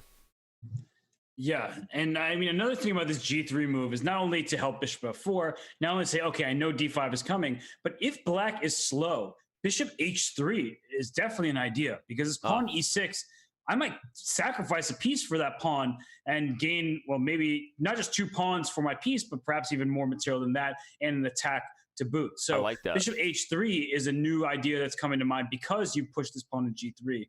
And I mean, there's a lot to take in here. Yep. I really think that the critical move is d5, but as I alluded to earlier, when you have a position where you know the idea is d5, as you and I both know, and as Maxime and Magnus both know, and as a lot of people watching all know, you're like, wait, but d5, is it good now? And I had the situation in the last round of the FIDE Chess.com Grand Swiss in Isle of Man. In the last round, which was actually the game I probably had the most fun playing, I lost to Krishna and Sasi Kiran.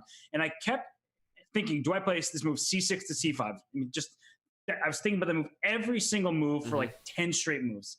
And after the game, we're analyzing it, and I'm like, okay, here I was thinking about c5, and we talk about 2 moves later, and here I was thinking about c5, and here I was thinking about c5. And honestly, it sounds like a broken record, but that is what happens in some positions where you know the critical idea, but whether or not you can make it work is up to you. And this is what right now I think is the moment, because if you don't play d5 soon, I'm going to play bishop h3, and then you may never be able to play d5 at all. And so I think, I think it's critical between whether d5 happens ever. Let's go with the line I was looking at with g6 and bishop h3. Let's see if you think you can stop Because once you've here's the disadvantage of once you've committed this, right? Like, now you've left this diagonal forever. And how can I take advantage of that? So there are the d5 ideas. What if I go for this line? Let's just see what happens. So e5, you're going to play knight b3? Yeah, knight b3. Right. And I guess the main point is d5 is harder to get because there's also tactics here. Right. And actually, to continue this, e takes d5. Let's say you go with your b4 move. I can throw in d6. Yeah. As just like as an idea at some moment to just like keep the position open. Right. d6 and takes, and this is going to get crazy. Yeah, maybe d6 is wrong, but there are ideas related to this d6 no, move. 100%. And that is what I was worried about. I was also worried about takes, because if you force me to take back, and now I've completely lost winning back this pawn. So knight e4. Oh, no, it's c2's hanging. Never mind. I was like knight e4 to try to go d6. Yeah, you want knight e4 to get d6. And but there's c2 this. is the problem. Yeah. And if you can take in a lot of these positions, though, and play moves like this. And this is kind of what's funny is you're up a pawn currently. So, I'd love to just like say, well, how can you do that? But this type of endgame, I mean, may just actually be very good for white. Right. Right? You've got the pass D pawn. You've got the pressure here. Of course, I can't take it. That loses the house. So these are the types of things that you got to be calculating in these night orbs where the position might just totally open up. But I do think there's a lot to be said for the potential tactics here with d5 and e5 before or after the bishop moves. Like there's a lot to look at there, and I also really liked your bishop f4 idea as being kind of really irritating. I guess Maxime is probably on the clock now calculating, well, does it work or not? Am I going to call Magnus's bluff or not and go for this kind of crazy piece sack idea? But something about it tells me that this actually does work for white. Do you think that if Magnus Carlsen wasn't playing with the white pieces, you would think it would work for white? And I'm not criticizing you. No, I mean, that's a fair question. There is something called the Magnus factor. We all suffer from it. In fact, we suffered from it a lot at the World Fischer Random Chess Championship, as it was just really surprising how Wesley so dominated that match, right, from start to finish. But early on, if you look back, and me and Sobako and Yasser were just like, no, this is going to be okay for Magnus. And after the game, it was like, no, actually, it was terrible from the start. Actually, what was he doing, right? So you may be right, but I was kind of looking at it from the perspective that we looked at these lines, and unless there's some other new move you have here, I don't know. I mean, this looks very dangerous to me, and I'm more, like I said, I'm more skeptical of this of your idea of bishop h3, not because it was your idea, just because I'm thinking there's more to this position than I need to rush, and I don't know that I can get away with e5 anymore. But even if I get d5 the second time around and go for this, I don't know that g6 hasn't helped my position more than it helped yours, because even if I go for this crazy slow line with your bishop here, I'm still at b4 coming. Although you have knight b3, which was my idea earlier, so maybe it just looks like the closed position will not be good for black. Yeah, that actually. I think we're also overlooking a tactic. As soon as you go queen a5 before I go e5 as white. Okay, so there's like here or on here, yeah, and here, queen a5. I go knight takes d5. Aha. I think. Yeah. Very common Sicilian tactic, everyone. You take advantage of an undefended queen, and the point is when you move, I intermezzo you with check. You take back, and then I get the queen back. Although there may be tactics at the end of that line as well, but maybe not. Yeah. I guess white is good. So, but that's a very, I'll show it one more time just to show it, because it is a very important tactic to be aware of. And no matter what I do, you're winning a pawn, followed by winning the queen back. So all kinds of tactics here for black to watch out for. You know what? Pretty great that we don't have to play this game, that they have to. So I mean, I'm enjoying it because, when I don't have the pressure of the responsibility of, hey, if I make a bad move, I lose. It makes it more fun for me. And I really think it's coming down to this, d5 bishop before e5 situation here. It's just going to be a really sharp battle here. And Maxime has to be ready for it because he knows that Magnus came prepared with an offbeat opening. He wanted to get Maxime in as unfamiliar territory as possible. Yep. And here's the moment where he knows. you know Maxime, I know Maxime, we're friends with him. You know he's sitting there and be like, D5 is the move. I know it's the move. Right. But whether or not he can make it work, this is what it all comes down to. Right. That's the frustrating thing about chess. Yep. No, but it's what you're used to doing in these night right? I guess you would say it's what you get paid to do, right? It's like that is what Maxime Vachier-Lagrave gets paid to do. It's figure out these types of problems, and obviously Magnus Carlsen also, knows a thing or two, whether he's as much of a night expert as Maxime is or not. But let's take a quick moment. We're going to be here for a long time, everyone, because we've got a full day of chess ahead, and I don't think this game is ending anytime soon. But before we get to some of your daily question responses, I want to remind you, why does that scoreboard beneath you say Dingley, Ren, and Levon Aronian have 3 points? I saw some questions about that. I'm just going to hit the play button and let this game go in the background as Robert and I talk. This game has already been drawn. There are 2 matchups going on here in the Grand Chess Tour Finals, Magnus Carlsen versus Maxime Vachier-Lagrave, and the one you see there, Dingley, Ren, and Levon Aronian. The scoring system at the Grand Chess Tour works with 6 points for a win and 3 points for a draw. So while there was some interesting, instructive kind of little things Robert and I pointed out, for the most part from start to finish, this seemed to be a very balanced game, as you can see there.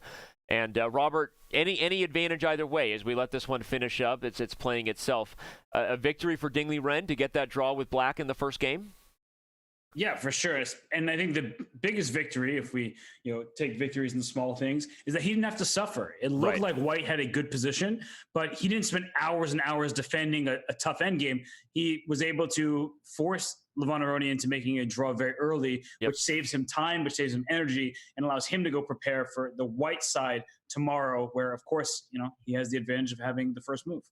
Yep, and that's how it finished right there. A great point by Robert that he didn't have to suffer. It really was because of this move, rook to c7, that he found, where he just forced Levon Aronian to concede either the c file because of the threat of a battery, or to concede that, you really just don't have anything more to push, and Levon chose the latter with a nice tactic, kind of a fun way to end it at least. We'll give Levon that, right? Queen takes a7, sacks a rook, and gets a perpetual. That's my kind of chess right there. But there you have it. That is why the scoreboard reads the way it does. And, of course, we still have this game between Magnus and Maxime going to be going for a while. 95's on the board. But before we get to that and what it means, because he didn't play d5, Robert, let's get to some of our daily question responses. Remind you can use the hashtag Grand Chess Tour to give us your thoughts. Of course, it's a very simple one. This is day 1. So who do you think is going to win? Robert, you want to read them as we go, or you want me to? Let's pick a flavor. All right, I'll read the first one. You can read the next one. Okay, cool. All right, we have Venu Aravind saying, Magnus is ahead of others in points and form. He is likely to be crowned champion. I think that very succinctly describes the situation in the world of chess. Yep. I'll read the next one. The Gaming Lemon says, I want MVL to win, but Carlsen has been dominating the GCT. So if I were betting, I would have to go with Carlsen. Well, again, that's the reason why I did my own personal vote yesterday, and I think it was about 80% for Magnus. Why don't you go ahead and take the next one? It's because you didn't want to read the Twitter handle. You were like, I don't know where this is going. Yeah. All right. Joseph in Gita. Joseph in Gita. Okay. You're getting good. It's actually an inside joke between me and Joseph in Gita. Well, I'll tell you about it later. Okay. Well, we saw Magnus lose to Wesley due to his overconfidence. I think that can happen again. According to my opinion, Dingley Ren has a chance to bag the title. Wow, overconfidence. I don't know if I would say that was the reason necessarily. I think maybe partly. I wasn't there for the event. I did watch some of it. But I do think that Wesley So was just calm, cool, and collected. And, well, maybe it's the flip side of overconfidence. Wesley being very humble and just, trying to figure it out move by move did help him out there. He was not playing with expectations, that burden on his shoulders, and he was able to outlast and really just dominate that match. Yeah, I mean, I'll say because I was there in Oslo, and we were interviewed often each day, either before or after matches by Norwegian media, Robert, as you can understand, right? Magnus, the Magnus factor is amazing. Being in Oslo was awesome, by the way. Shout out to the Good Night and just everybody we met there. It was great. But we were asked a lot of questions by the Norwegian media who follows chess less than any of our viewers do here, and a lot of them are like, why do you think Magnus is struggling? And one of the overarching storylines was that Magnus, for the first time, really was playing on his home turf. Like, really, Oslo was like his home. Like he's played in the Norway Chess Super Tournament in June, but Oslo and where we were is like. It's like he was, 5 minutes away from the venue, right? And I think that we talk a lot about that as competitors, Robert. There's a process of like getting yourself in the zone, to use a cliche, getting yourself in getting your A game on, getting yourself in the right mindset is sometimes about the process. It's about the travel. It's about the inconvenience almost. It's about you're on the road with like just you and your posse, and he's used to just a very small group of people that he has to deal with to focus. And I'm not making any excuses for Magnus either, but I think being in Oslo was a different challenge for him. Right, it's different, right? You see people and your family every day, and I think that he might have been uncomfortable with it. And again, Wesley So won that match because of how he played, and he is the first ever World Fischer Random Chess Champion, and it's awesome. We love Wesley, but I don't know why Magnus. I think even Wesley would say it was clear that Magnus, regardless of how well Wesley played, Magnus was not playing his best chess, right? And so that seemed clear to everybody. So why is that? And I think that's why it leads to a lot of the storyline. Before we dive in again, we got a long show, so let's talk about where Magnus will need to play his best chess, and that's in the upcoming World Chess Championship, because he's going to be facing one of these guys here, Robert. I know MVL and Grishuk have not clinched it yet, but it seems they're in pretty good shape to be a couple of the players to come out of the Grand Prix system. Your early thoughts on that cast of characters heading into the candidates in March? It's tough, to say who will be the favorite to become the challenger for the 2020 World Chess Championship, because Fabiano Caruana, he's the number 2 rated player in the world. He performed very well in the Isle of Man, which of course was won by Wang Hao. They tied for first. Wang Hao had better tiebreaks, and very importantly, Fabiano Caruana wasn't trying to qualify for the candidates. He already had a place there.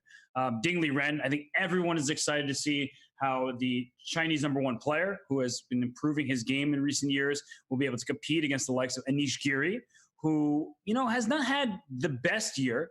Of course, he had some barbs with Hikaru Nakamura, who was saying, I think even Anish would say it hasn't been a good year for him, to which Anish quipped, well, I'm going to be playing, for the World Chess, a chance at the World Chess Championship in 2020, so it sounds like a pretty good year, more or less. If you forced me to bet on a player that I think will take the candidates, I think Caruana has to be the favorite again. He is very well prepared. He is hungry for a chance at the title. Remember, he didn't lose a single game in classical chess in the World Chess Championship. Right. So I think that Fabiano should be the favorite if I had to choose, but this is such a strong group of players that anyone can take the tournament. I mean that very seriously. I know a lot of players offhandedly will be like, anyone could take it. They're all 27, 50 plus. No, I actually really mean that, because there's no weak link in the field. There's no one say, I'm going to try to score a point off of them. I think Rajabov is extremely underestimated because he's not really a professional player in the way the others are. He's not playing, a million tournaments a year. In fact, he's choosing his tournaments. He's kind of living a luxury chess life in that regard. And so I think that if you take him for granted, he'll do what he did in the World Cup and just beat everybody in his path. Yeah. No, I mean, I'm agree with every word you said. It's not just a cliche to say that it's anybody's event. I mean, clearly it is, but it also really is. And I think I lean Fabiano Caruana and Dingley Ren as the 2 favorites as well. Just based on what we've seen, and it's hard to pick against Fabiano just based on the history. And not only, Robert, did he qualify to play for the World Championship title last year, but let's not forget in 2016, he was also the very, very close runner-up, right, to Sergei Karyakin. So if anyone's forgotten about that, if you want to go the last 4 or 5 years, it's hard to say that anybody has played as good a chess as Fabiano Caruana is, besides Magnus Carlsen. So yeah, I think it'll be exciting and it'll be interesting to see. And let's do the same here with this move 95. I'm not speechless, Dan and Shay, but I am a little bit skeptical of what you're going to do with this bishop on f1. Because if you move it to h3 now, Robert, I'm putting my pony on c4. Right. So that definitely would be a kind of a win for black in that regard, because, the knight hopping into c4, where it not only hits the bishop on e3, but has sacrificial ideas on b2 and a3. That certainly concerns me from white's perspective. What doesn't concern me as much anymore, and maybe that's just me misreading the situation, is that the move d5 now will be met by f4 followed by e5, closing the position like we wanted to. So let's say I play move like h3, which I think is a useful move just to try to play g4. Then if you play d5, I go f4, and I get my e5 in, and I say, well, look at us now. My knight on d4 looks really well placed. Well, of course, I have to worry about sacrificing a3. I'm not taking. Well, I was just going to say that I think I would normally agree with you, and you know how on the same page we are about the French and the structure, the bishop, on and on and on, right? Not the fries. We love the fries, but I mean, we're not into the French here. But if you actually take stock of this particular way we got this structure, it's not just that there's tactics on a3, dude, but b4 is there. In fact, so much so, if you were really playing this position in classical French, Robert, you know what we'd both want. We want these Chess.com bugs to allow pawn a3 to a2. That is seriously, right? This is the structure you need, because with the pawn on a3, you have the hook that brings the rest of the action to the king here. So, again, I don't feel like this particular version of the position closing up means the end of Black's attack. I look at this and say, I don't know. I'm already just I want it all. I want it all. I want it all. And I also have the d7 square, so I don't need to go crazy. Right. And it's probably good not to go crazy. Right. I would recommend that. Thank you. Yeah. Okay, good talk. Yep. You don't have to. You can do whatever you want. I'm not your boss. But just trying to friendly recommendation here. But I do think that you're right, that I'm thinking about the locked up position in terms of how favorable it can be for white. But I also should note that Black has been gaining space, opening up the board for his pieces. I still do believe that it really depends how Black reacts to this kind of f4, e5 push. But if Black is able to not just get a passive position, then Black should be fine. And so, what's the move in the immediate position? If not for, h3, I said just as a quick move, okay, if I go h3, the whole idea is to stop d5. But I don't really know what White's exact plans. Bishop g5 still comes to mind as a way of trying to prevent the d5 push. And I'm going to keep going back to knight b3. I've recommended it for 4 moves, and Magnus hasn't played it, so might as well keep on running for us. Hey, Danny, the f3 pawn is... Not anymore. I was kidding. You just passed. Well, and to be fair, this is a unique problem to have in the English attack because of the way that Magnus played this. This is not an everyday position where you've got this pawn on g3 and it's not on g4 or g5 for that matter, and the rook and queen here. This is not a tactic that Black normally has so easily. So you know what I want then? I want bishop g2 or bishop e2 so I can get knight b3 and get f4. I don't know. I'm not a huge fan of how White is going to figure out this problem. I'm really not. Yeah, it's actually bothering me quite a lot. Honestly, I'm trying to figure out. Did you say I'm bothering you quite a lot, or the position is? No, this position. Okay. You're not bothering me. Okay. That's why I keep going back, though. I keep reverting this move, bishop g5, and it's just a defensive move. It looks aggressive, but it's really a defensive move, saying I am not going to let you play d5 so easily. And right, I don't know. The bishop on g5 makes sense, and eventually f4 might be a continuation that you want to play. But as you point out many times, some ideas with pawn b4, I don't know how to make it work exactly, but trying to get b4 in is certainly a reasonable idea. So there also might be tactics. Wait, in this position, if bishop g5, can you play knight takes e4? I know it seems ridiculous, but the whole point of knight takes e4 is that the bishop on g5 and the bishop on e7 are staring at each other. So, I'm actually not really positive about what's going on here, Danny. Knight takes e4. In which exact position? Right here? Yeah, after bishop g5, knight takes e4. Wow. Because if you take with the knight on e4, then go knight takes f3, and then bishop takes e4, or I don't know which move order, but taking on c2, and I think this looks pretty straightforward. I like it. I like the way you think. I'm just trying to get aggressive and go no diggity. Yeah. Working it. I think the tactics start to favor Black in a lot of those lines because of the fact that White's pieces are undeveloped. They're not on ideal squares. Again, this is just, we've played a lot of English attacks, and I've probably analyzed even more of them, and white's a couple moves behind. The bishop should be on d3.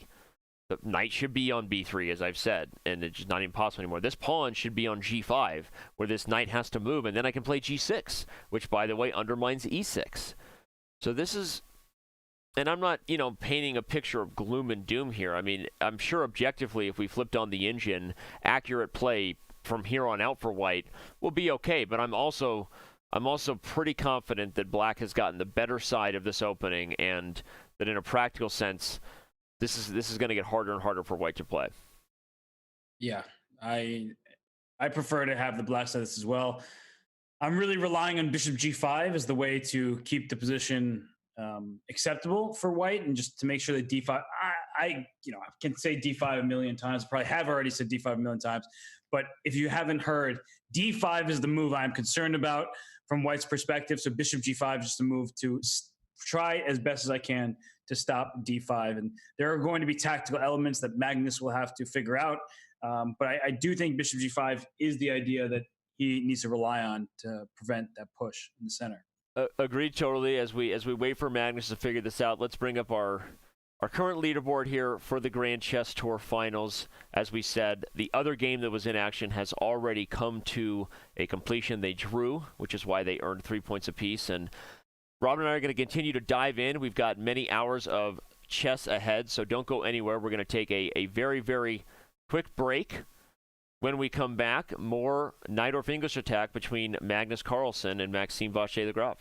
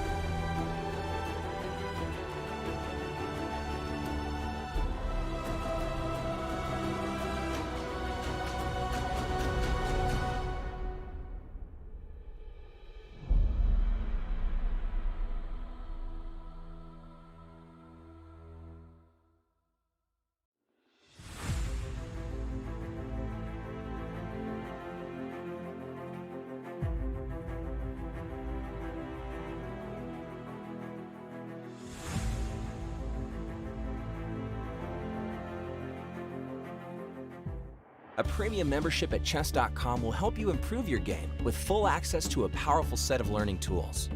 Unlimited tactics let you practice like a master, with more than 50,000 puzzles to challenge you at every level.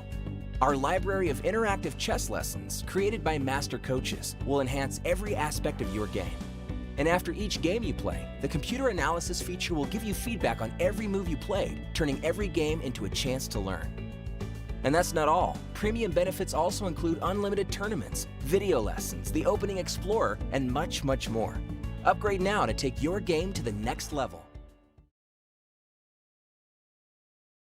And before we come back to Chess.com's coverage of the 2019 Grand Chess Tour Finals, I want to give a big congratulations to Alexandra Kosteniuk. She's a streamer and pretty good friend of Chess.com, and she just won the European Women's Rapid Championship and the European Women's Blitz Championship.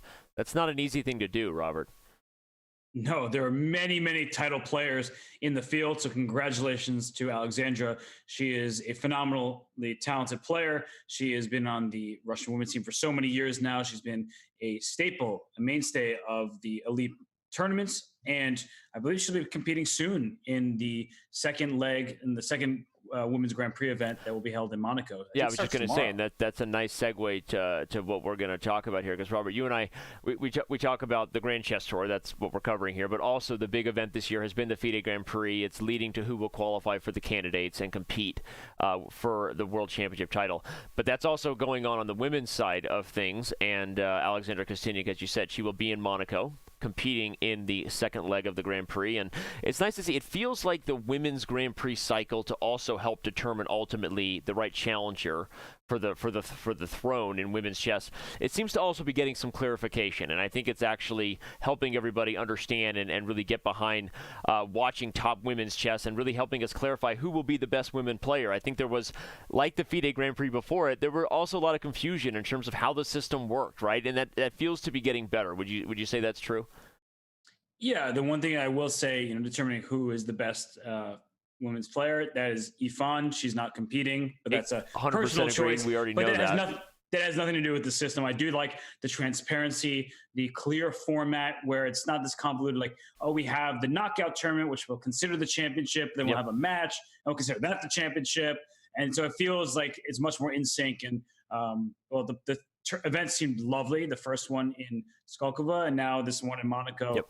Also, well, I'm sure it'll be a blast, and I can't wait to see the chess that is and underway. Maybe some clarification that will help motivate Yifan to come out of retirement when she's done with her studies over at Oxford and get back to winning chess tournaments. But speaking of chess tournaments, we've got one to cover here, and we have just seen a move by Magnus Carlsen. As we sit here and contemplate Rook G2 and all that it will be for the position, let's remind everybody of what we're doing here. It's 4 players in the Grand Chess Tour Finals. It's been a long event, but an awesome one. And there are 2 semifinal matchups going on right now.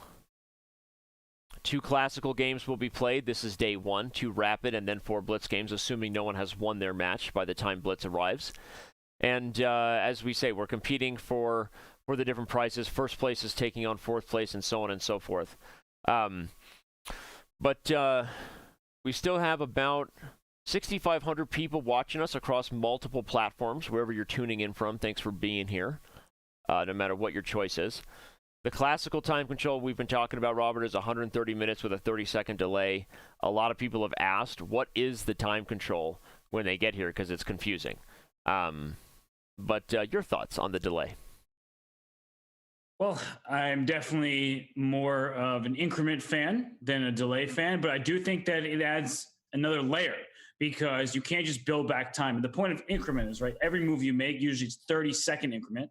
So every move you make, you're getting 30 seconds. You make a quick series of moves, all of a sudden you have a couple minutes left, and you can spend more time and more focused time on one move rather than having the same amount of time for every move. So the delay adds it that if you have 1 second left, and then you have a 30-second delay before your clock starts, but you only have 30 seconds per move maximum rather than gaining time on the clock. So I do think that tinkering with the format does make some sense. They're trying to encourage decisive games, encourage fighting. I don't know. I prefer incrementing. The players do as well, but okay. I mean, I think it's just, and I think combining the increment with the scoring format, everyone can see there it's 6 points for a win.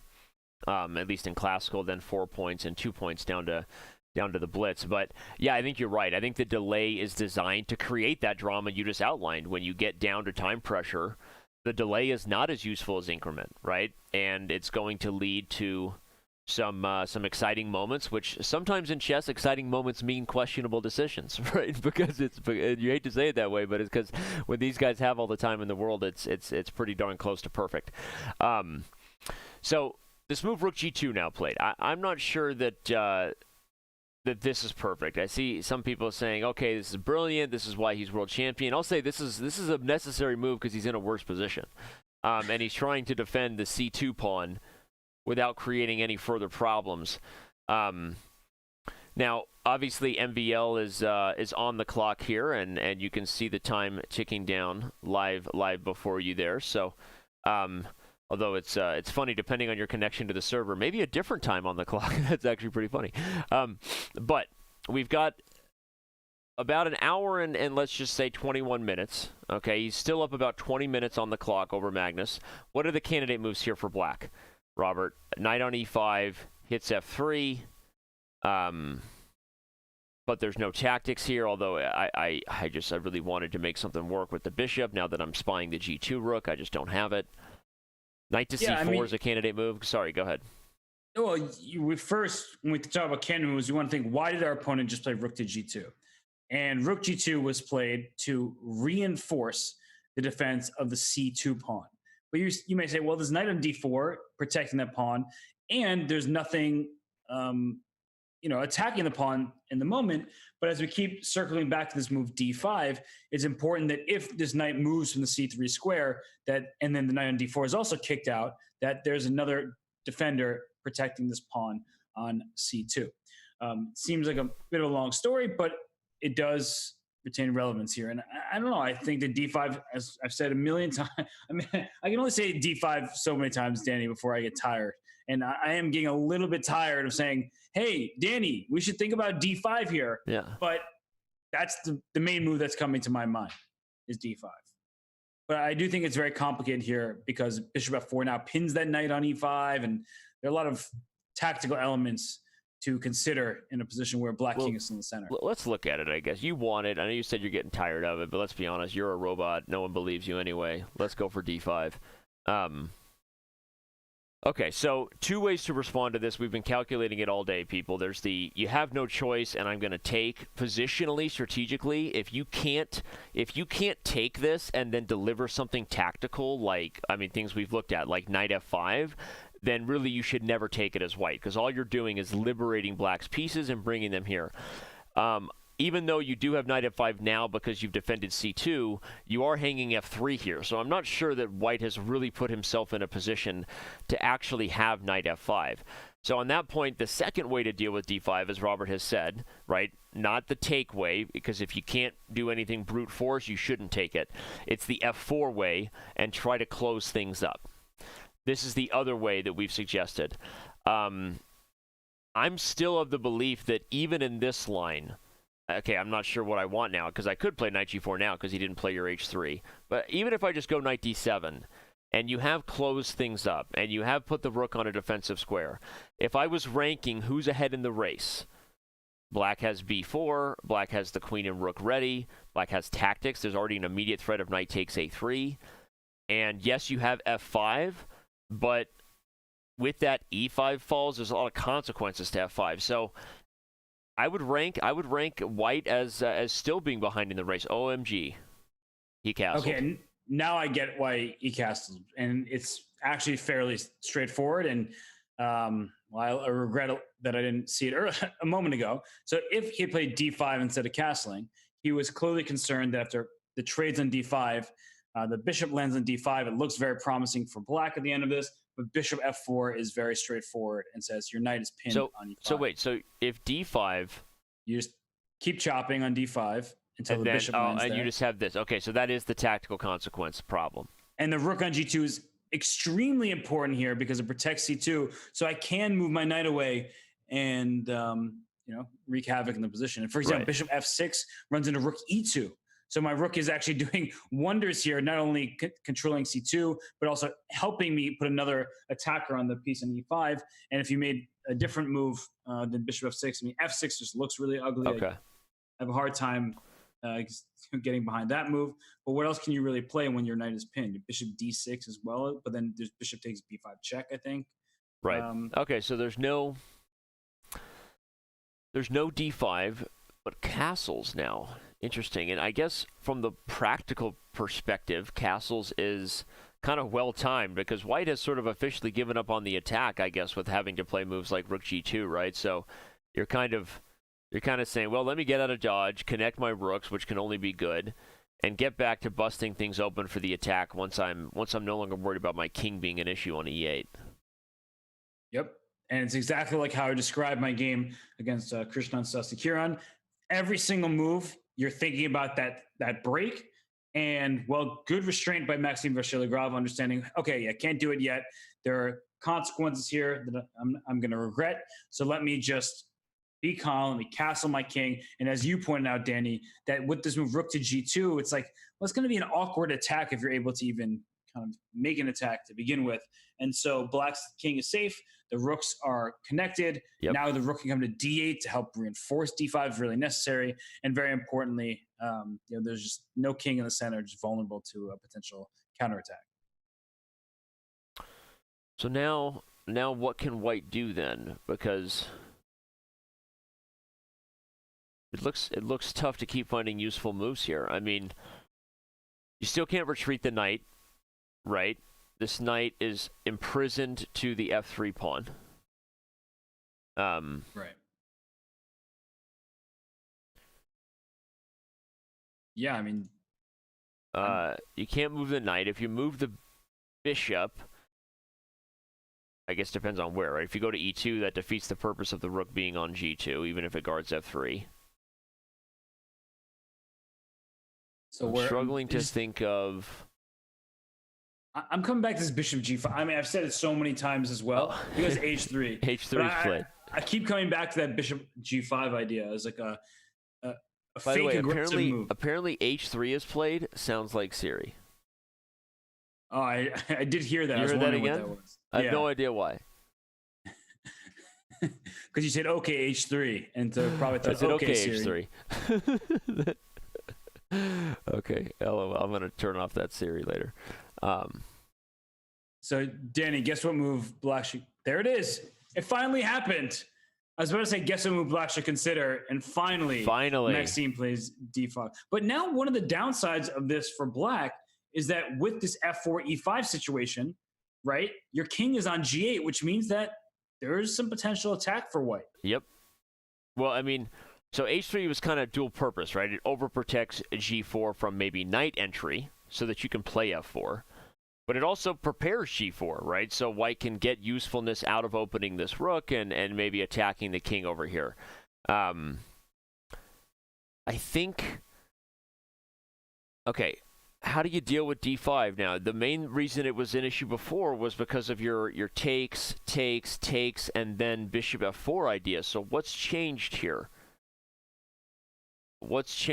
I guess I can play bishop d6 now, and there's no tactics on b5 with check anyway because my king is gone, right? So there's no like bishop takes b5 with check and you got to take it and the knight takes and maybe I eliminate the bishop and win the knight, right? That's one idea that maybe white had before. That's now queen not possible. c4 after in that variation. Yeah. So you can go queen c4 where if the king's on e8, knight takes d6 would be a big check. Aha, very nice. Yeah, this would be a fork that's unpleasant. But queen a2 check comes in, and I mean, who knows? Maybe knight d3 follows something. Oh wait, no, not knight d3. Knight f3, and you're knight f3. Okay, good enough. You're guarding d2 and mating me. Yep. Sad state of affairs in that scenario. He's played f4. Yeah, so he's going to have to, play knight c4.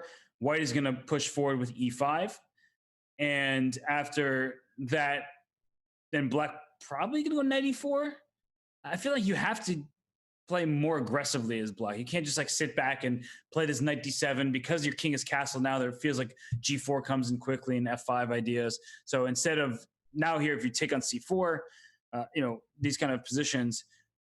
Well, you go queen takes But black c4. can still take back with so many pawns, right? Yeah, it's true. D takes c4 is possible, actually. Yeah, even D takes because the bishop coming here and. So wrong move. I'll take your knight on e4 first. Okay, so you take the knight first, and that makes sense. You double the pawns. Now there's no tactics. Now you can take here. Yep. And okay, just to show a great line for Magnus, right? If something like this happens and you're locking up the queen side, right? Now there's no more counterplay, and here comes g4, f5, and White has done everything he's needed to do to parry the attack and keep pressure alive. Okay, so knight c4 has been played. These moves are now coming very, very fast. This is going to be exciting here. I'm not sure. My English attacking brain, like just to learn from this game, wants to back up and digest every little moment here, right? Understand rook g2 and understand all the different tactics, but these guys are pushing us to the brink of, I think, a very sharp position that's going to change really quickly here. It's hard to switch from English attack to French defense so quickly, right? And I think that may be what happens, Robert. I mean, again, if e5 is played, I don't know that I agree that knight e4 has to be played. I feel like knight d7 is still. Is f5 and g4 really coming faster than like knight takes a3 and b4? Oh, I'm not sure. But I just thought that, knight e4, yeah, maybe you're right. If there is no tremendous attack for White happening quicker than Black's play there on the queen side, then it will be a good decision. But this is what the players will have to figure out. Like, it really is a deep visualization of move by move. And obviously there are like 4 different moves at every turn, but you have to figure out, well, actually, can I get away with this? And a move like knight a2 is an interesting defensive move. Just saying, let me get my knight off of the c3 square. So these tactics with sacrifices on b2 and a3 don't work. And also I'm preventing Black from playing b4 too quickly. So yeah, it's really difficult position to evaluate. It's not really concrete in the way you see some positions where it's like, okay, I sacrifice, you do this, I do that. Here it's more like there are many different ideas going on, and are my ideas going to come more quickly than yours are? And that's the essential question. It's unclear, to me at least, who's getting there first. Okay, so let's keep analyzing it. Might as well, right? We've only got one game going. If you're just joining us, everyone, Aronian and Dingley Ren have drawn their affair. The other matchup that's taken place here in the GCT finals. So we're going to be all in on this Magnus Carlsen, Maxime Vachier-Lagrave battle for a while. Okay, this is going to be the critical moment, right? Will he play knight e4 or will he play knight d7? We're going to get an all-out race attack, the kind you get excited about. Kings on opposite sides of the board. Black hoping for b4 and checkmate. White hoping for g4 and checkmate. Pretty much, right? So. Yeah, no, that's highlighting the plans. That's highlighting the plans. It's exactly that. E4 and check, b4 and checkmate, g4 and checkmate. Let's try to dive in, right? Let's do it. Well, I guess where are we diving in first? We want to dive more deeply. I want to dive into knight d7. I want to see. Okay. I believe that Black is ahead in the race, so I want to see something for White that kind of proves that wrong before I give up on the attack here. Okay, so one of the moves that come to mind is, as I was mentioning, knight a2 as just a means of saying, all right, I'm getting rid of your sacrifices on b2 and a3. I mean, you can sacrifice. It probably isn't that good to do so. But knight a2 is just one of those moves like, I want to keep as many pieces on the board as possible. Yep. My next move will probably be bishop to c1, getting ultra defensive for the time being and just trying to fend off your attack before I press forward over there on the king's side. And I mean, even though we're going to take on the different hats here of both of us kind of arguing with each other to prove it, but I want to highlight Robert's point. I think it's a really good one because, if what he's kind of saying with moves like knight a2 is, look, positionally, if you remove the idea of checkmates here, who's much better positionally? White, right? White has the dominant space. Black has a bad structure and a bad bishop to go with it. So if knight a2 occurs, and let's say Robert gets c3, bishop to c1. Now this rook on g2, perfectly placed, guarding everything. The bishop here guards Zach's. Everything in white's position puts the kibosh on the attack. And guess what? g4 and f5 aren't going anywhere. White can get these moves later on. So I really like the point here, right? Knight a2 is kind of saying, I just need to slow down the attack and everything will be fine. So the question is going to become, can you really slow down the attack? So let me play knight b6 and try to come into a4. Maybe knight c5 is, I mean, same idea, but maybe a little bit more accurate because your knight is a little more flexible from that square. Okay, good point. Because now I even have e4 because you retreated, right?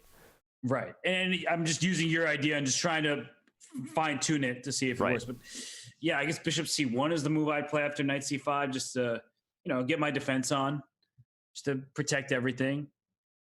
But I'm kind of, I think we're both shifting towards each other's viewpoints. Like at first, I was really high on white's position, and now I'm like, okay, I see black's, getting some space, getting activity, has threat. And you're saying, well, actually, maybe the attack from black isn't so quick, and white has these ideas that are long lasting. So I think we're like agreeing with each other in that it's super complex, but like we see the pros. I guess I'm now coming around to seeing that now that you have this idea of knight a2 and bishop c1, like where does my improving moves as black? And I mean, like I want to play this, and what am I threatening exactly?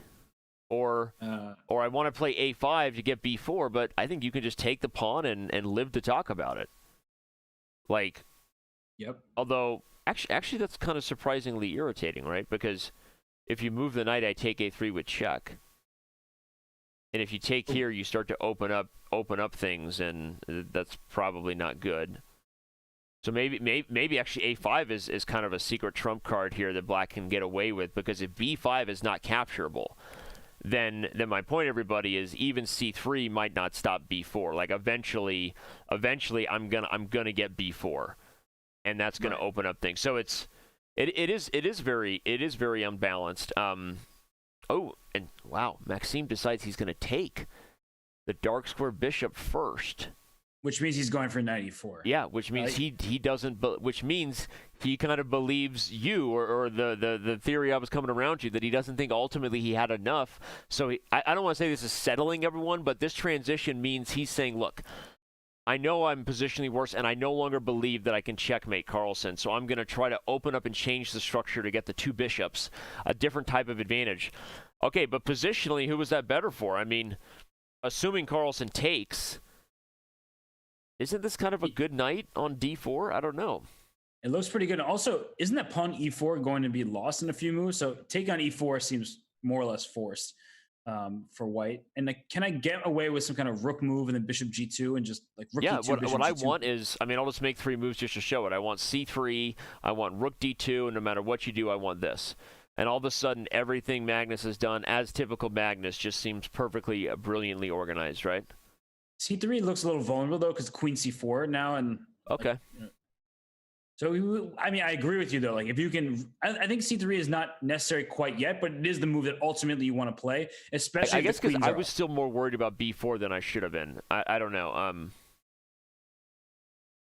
Well, and I was thinking, c3 is the perfect move, especially if the queens are off the board, right? There's no attack for black. If the queens are gone, you play c3, you reinforce the knight, everything. Well, because I was thinking if we do your plan like takes and move the rook to get bishop g2 right away, like am I not getting open lines with b4? That's a good question. So maybe rook e2 is more precise than rook d2, because you're right, b4 does look scary there because bishop takes comes with another tempo. Okay, so maybe rook e2 and b4 I take d4 and then like take it once and just play bishop g2. And now I'm wondering, should I have thrown in g4 to start with, or because we can have this same position with pawns on g4 and h4, like white's pawn g4, black h4, but I don't know if that's a good inclusion for white or not. And that's one of the another essential questions that Magnus will sit and think about is, do I want those moves included or not? Yeah, I would guess probably yes, because I don't know, something tells me that this structure is even better for white. I don't buy the long term, like, hey, this h4 pawn turns into an asset because of a bishop g2 backdoor, and maybe that's what you're thinking. And maybe it is an outside idea, but like if you get takes and g4, something tells me Maxime might have to come up with something even more tactical than that. I don't know what that is. It kind of has to go h4 though, right? I guess you're right. I mean, what I wanted, okay, like in theory, I wanted moves like this, b4 takes, like give you something and say, but I'm getting here first with queen a5 and mate, right? But you're like, who's getting here, you know?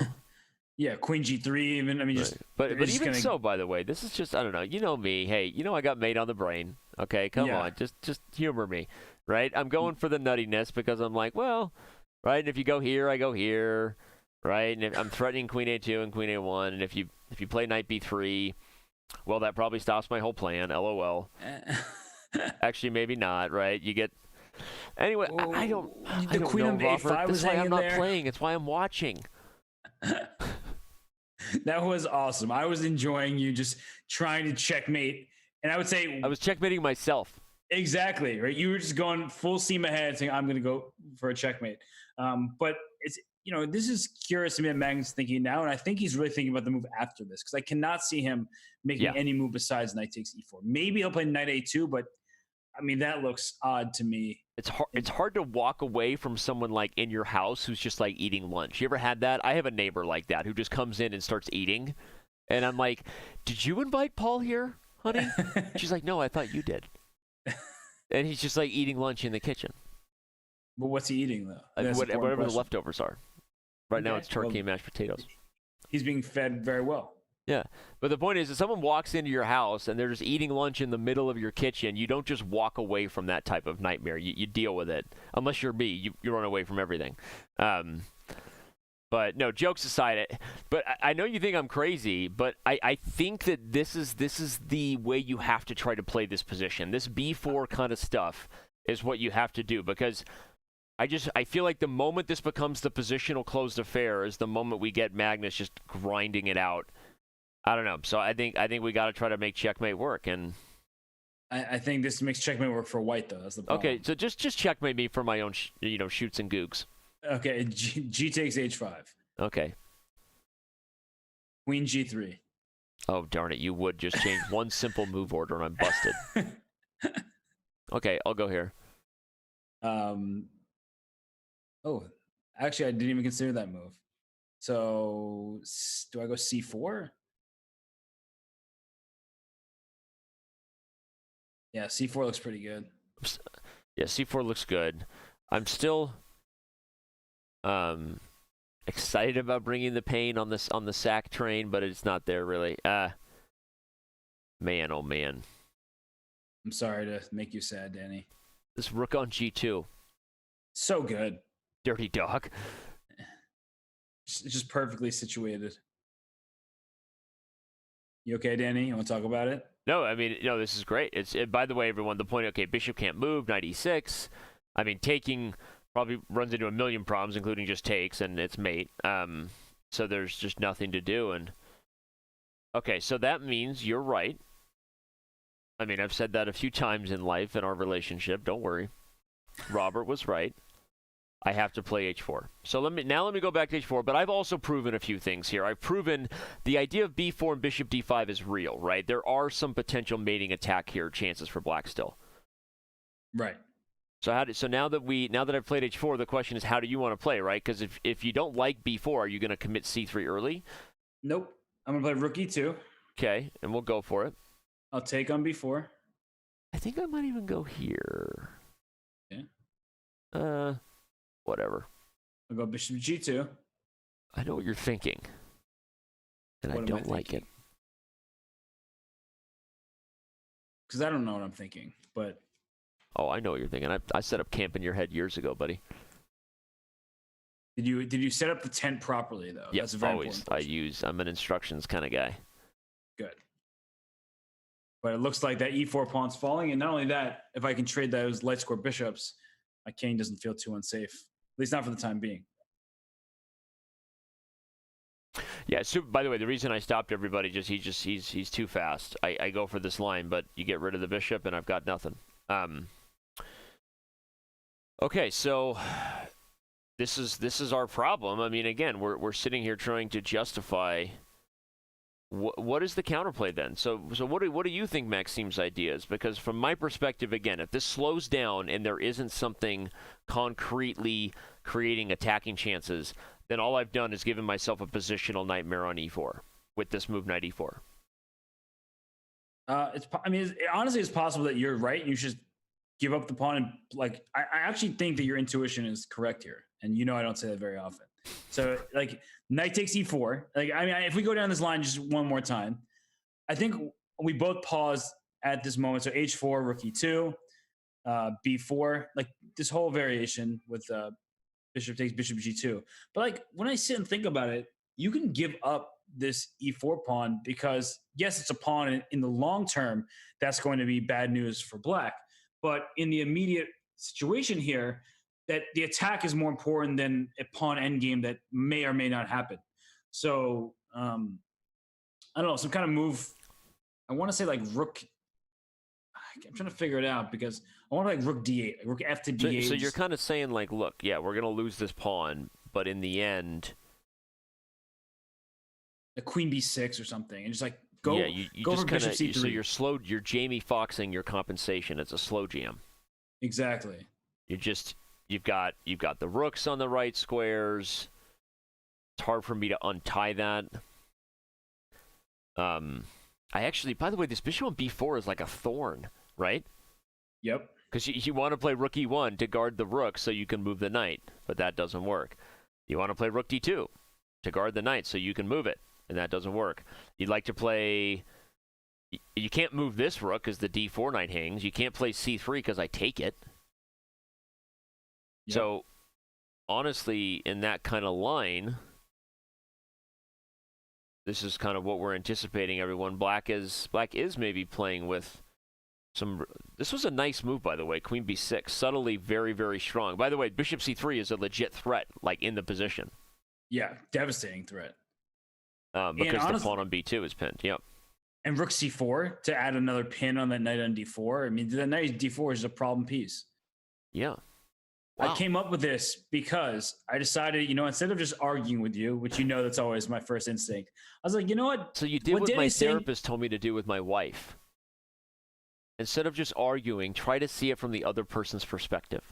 Exactly. And so I was trying to see it from your perspective. And I know that sometimes you're quick to go for the mating attack, but you often are right with your intuition about, picking up steam and momentum in the position in a way that, one side's king does look vulnerable. And so the more I started thinking like that and stopped just saying, okay, that pawn is going to be lost. Like, well, yeah, the pawn is going to be lost, but, and there's that very important but, black is going to actually gain a ton of compensation because the configuration of white's pieces are not, not ideal. So I'm with you now. I like black. You've changed my mind. Interesting. Don't know how I did that. You're like, I'm done. I'm gone. I've learned that from my therapist, right? You don't want to actually use no but language. You use yes and. So you say yes and acknowledge a point, and you get to add your point on top of it. And then it's more acceptable, a counterpoint. You validate and say yes and. You don't say no but, Robert. So that's a pro tip for future relationships. For everyone who's going to be watching this show for the future, we're going to take a very quick break. When we come back, we're going to dive into not only this position, but also a couple other extra features we have in our coverage of the 2019 Grand Chess Tour. So don't go anywhere. When we return, Robert and I may or may not be throwing down with a little bit of a preview of an upcoming championship we have and talking more about Magnus Carlsen's battle here versus Maxime Vachier-Lagrave.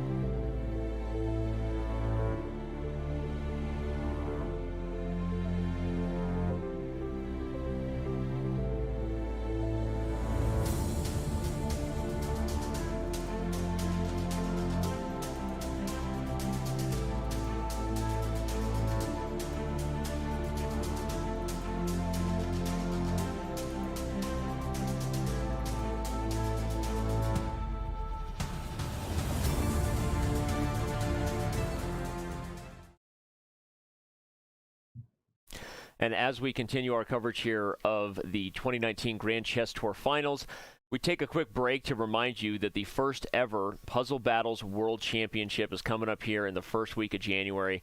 Robert Hess and I will be doing commentary for that. And in order to maybe just get people a little bit excited, plus we're going to have, let's be honest, probably 3 more hours watching Magnus Carlsen grind out after this trade on e4 and rook e2. Robert, you there?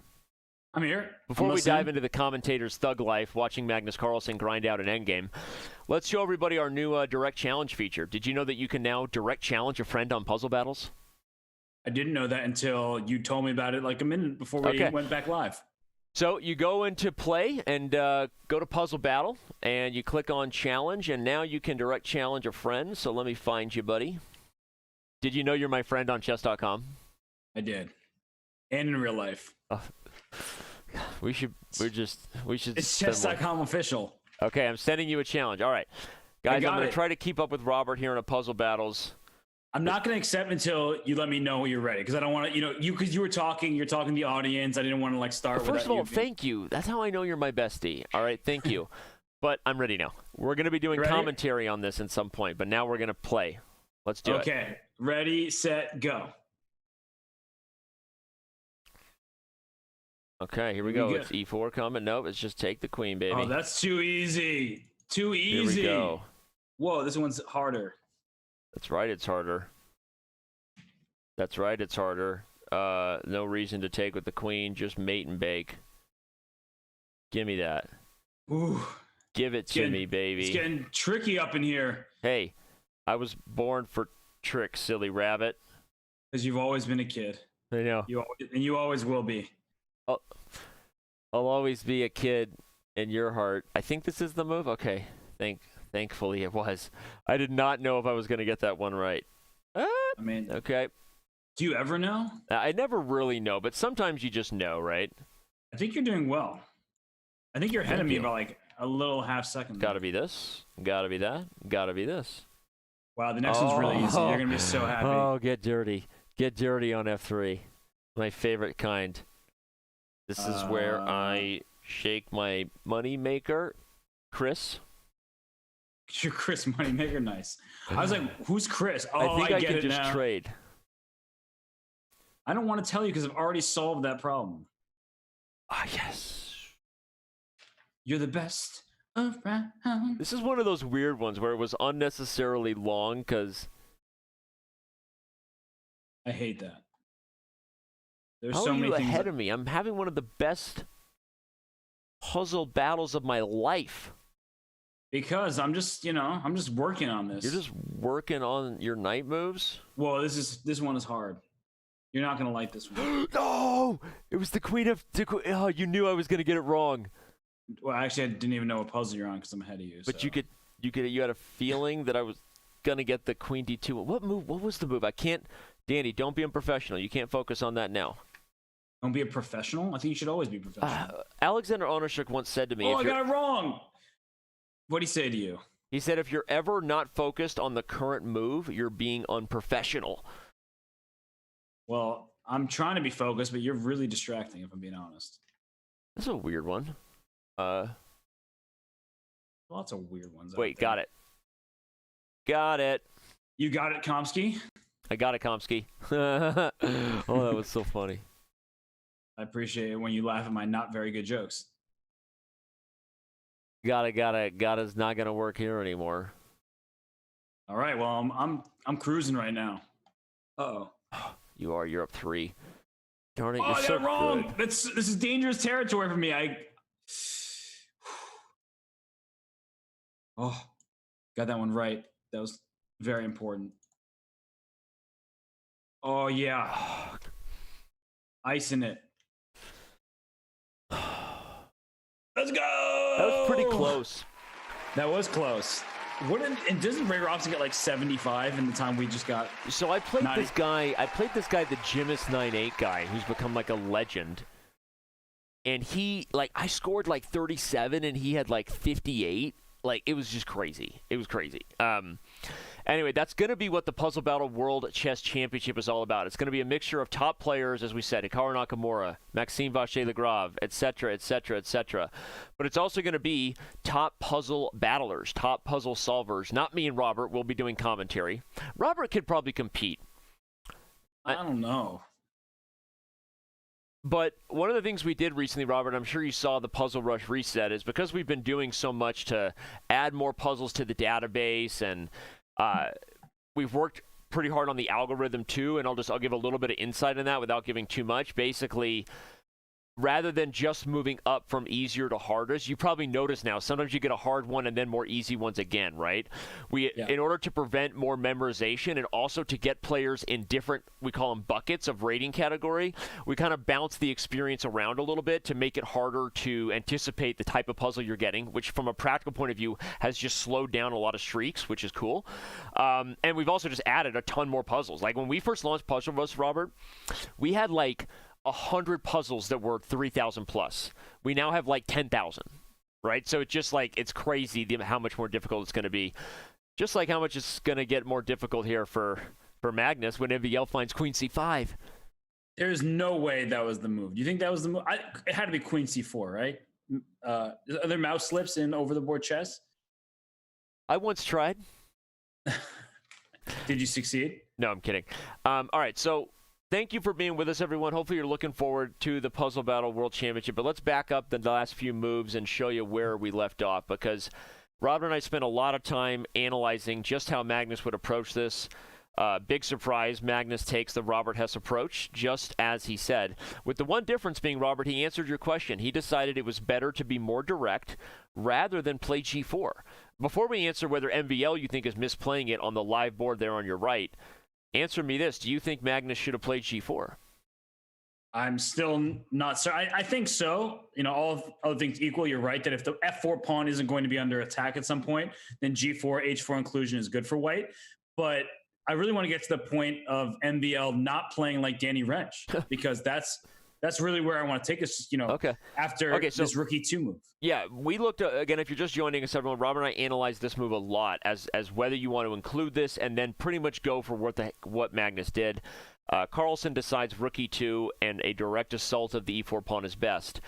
But my suggestion was we needed counterplay here, aggressive counterplay to justify the loss of the pawn. But instead, MVL plays Queen C5, and I think we have a pretty tough question to answer. What's the point? Like, aren't you just losing the pawn now? Yep. And I don't have an answer to that. What's the point? Because bishop takes E4 is the quote-unquote obvious move, so let's just scoop that pawn off because it's free. And I guess black is trying to claim some sort of compensation along the D file. But, Danny, I mean, I'm looking at you. I can see you. And you're just kind of like, where's the compensation? This just looks like an extra pawn for white. I don't know. I actually got distracted, and I know I'm breaking protocol here, but we just had like a random alone chatter over on Mixer, I think. Oh, no, that was Periscope. Nobody does watch it on Mixer. Nobody is on. No, I'm kidding. We are multi-streaming this to every platform on the web. So no matter where you're choosing to watch Chess TV from, thanks for making us part of your day. You can also go to chess.com/TV and directly chat over there with a lot of people on chess.com. So turns out nobody was watching on Mixer. Carry on. It was Periscope, which means you're watching from Twitter. So that's cool. Okay. Okay, let's just analyze it. Let's go back to the Batcave here. Bishop takes E4. Yep. No, maybe that's the point. He's building on the tension. He's going to play Rook FD8 maybe. Just sit there.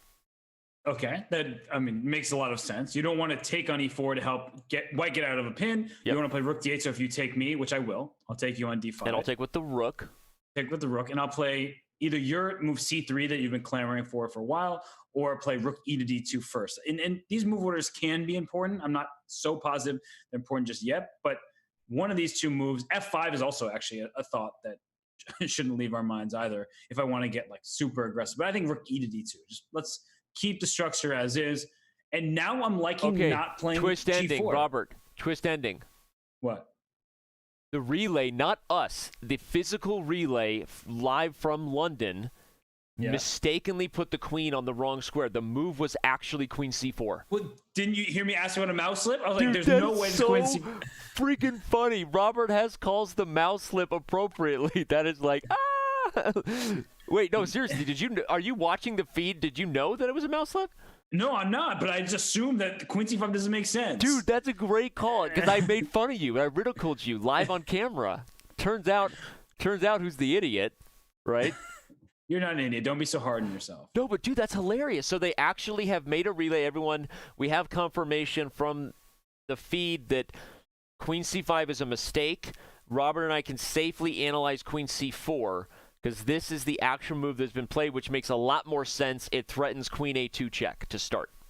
Yes, because queen c5 just gives white the pawn. Queen c4 says, wait a second, you're going to need to make a concession to win this pawn because of course you don't want to allow queen a2 check, which either means you play pawn b3, which doesn't look good at all with the queen on c4, right? Because then the a3 pawn is hanging in pretty much every variation.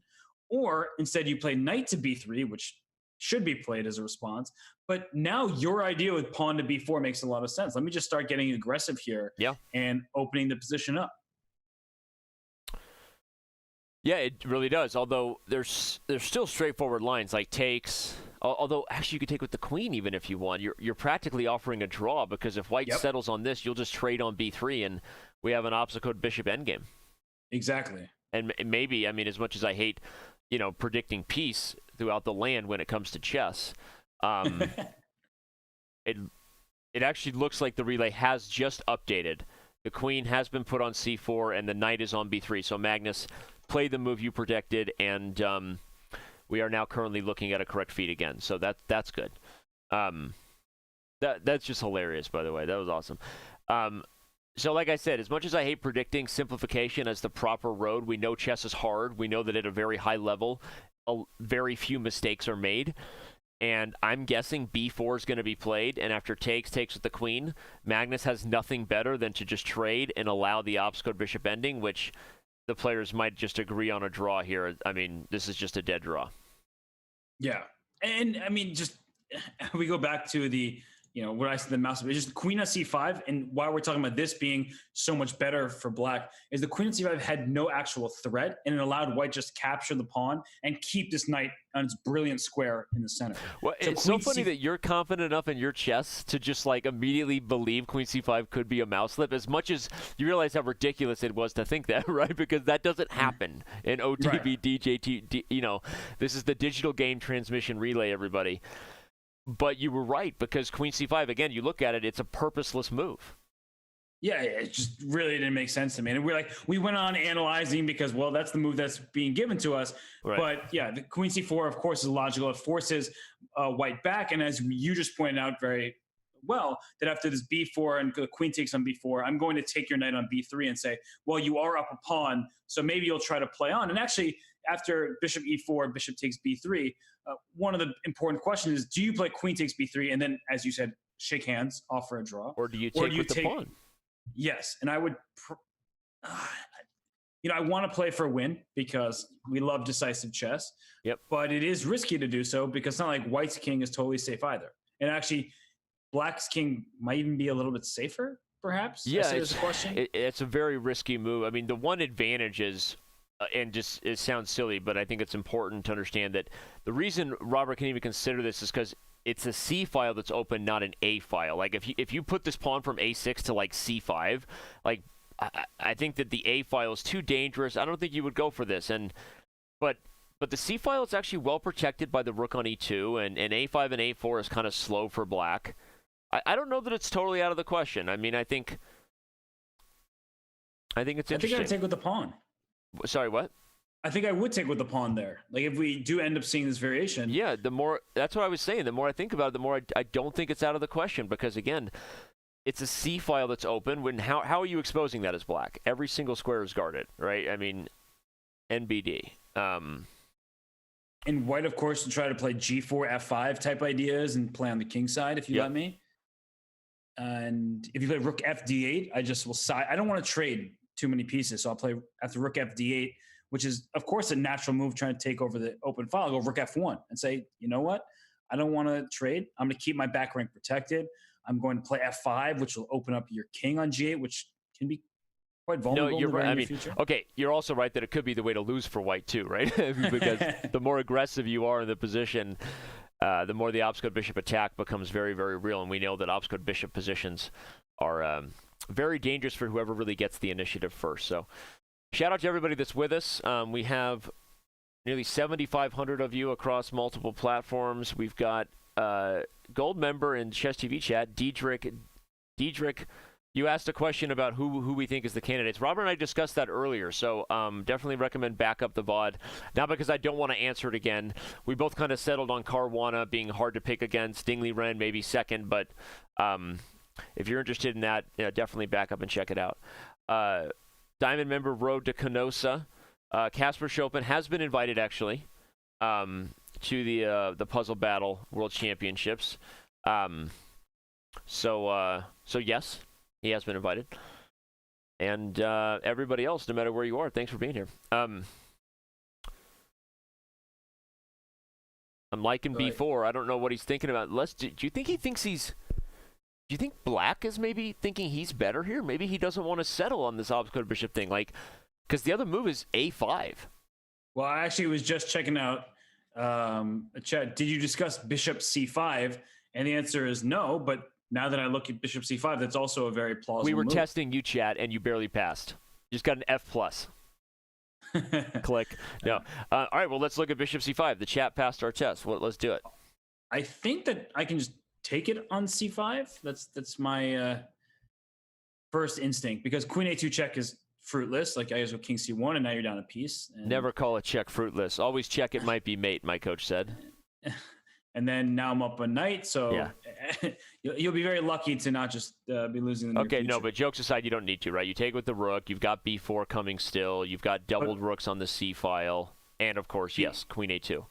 But B3, so I'll stop your mating ideas. And if I have to trade queens, although that's so funny because you don't even want to go for this, right? You kind of have to sit tight here. No, but then you take on E4, right? Right, and then G3 falls anyway. And again, everybody, if whoever suggested bishop C5 may be right, because this is actually the kind of endgame where Black could be better very quickly. And bishop C5 was just played. Oh, so there you go. Wow, so maybe... I don't think it's bad that we were analyzing B4, and if you're just getting here, that's partly kind of the inherited inertia of how Robert and I have been talking about this position for the last 90 minutes, thinking that B4 was critical for Black. But now that we see bishop C5 and the way MVL has played it, this is very, very tough for Magnus to figure out. Yeah, actually, and knight C5. Okay, I don't want to dismiss queen A2 check. I don't think it works, but I was very quick to dismiss it, so I want to, like I did before, I'm learning. So I initially didn't believe in it, and now I'm going to look at it some more. You like that, Danny? I said and, not but. Yes, and. And. Yes, follow and. my therapist's advice. So let's Good start for your marriage. Go ahead. With rook F to D8 as one of those preemptive measures, saying if your king... That is subtle and sassy.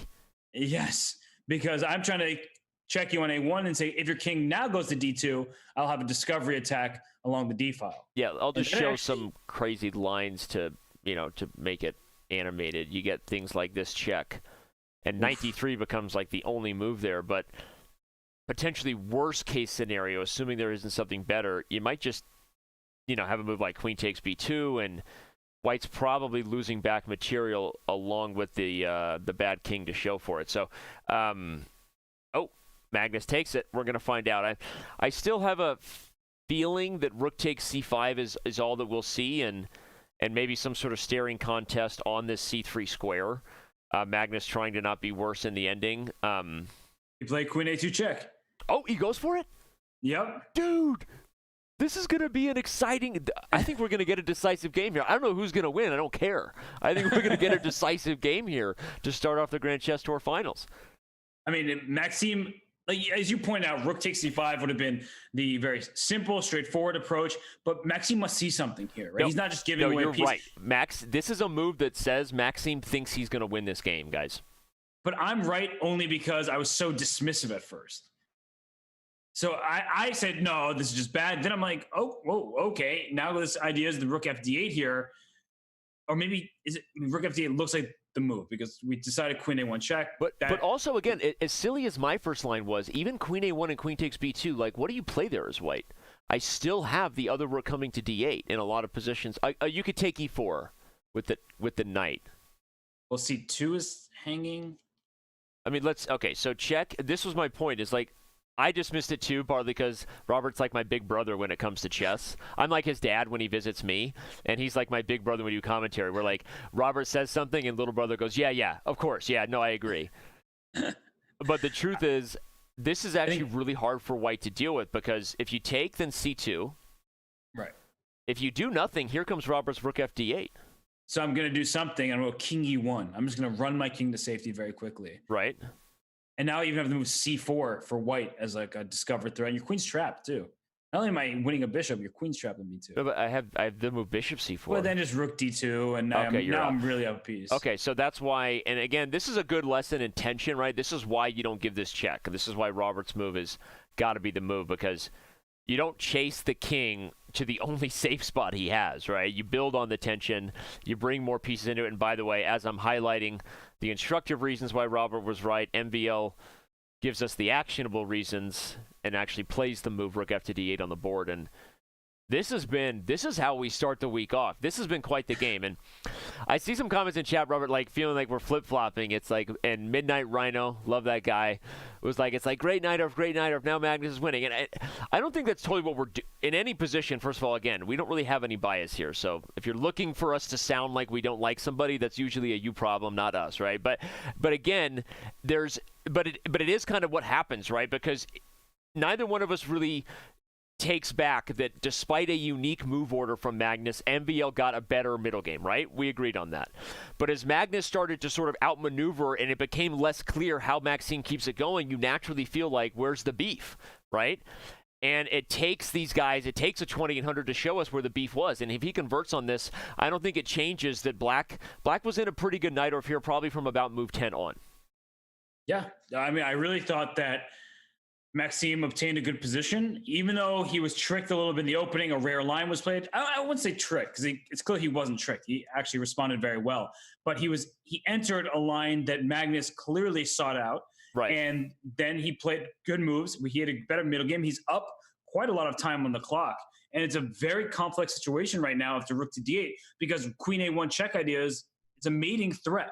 So how does white actually get away with a position like this? I mean, I'm trying to figure it out. Well, I think that's what we get paid to do. Let's try to figure it out and be wrong, just like every NFL commentator. Let's make a bold prediction and end up being wrong at the end of the day. Let's do it.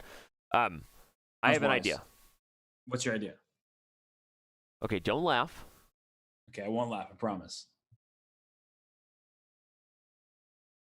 Can I get away with this? Oof. I know. I knew you would make that sound effect. I'm just trying to go here and not lose b2. Okay. So let's see. How did this work? So it was bishop b3. You're going to take me on d8 and take me on b3. So that doesn't work. Let me go queen a1 check first.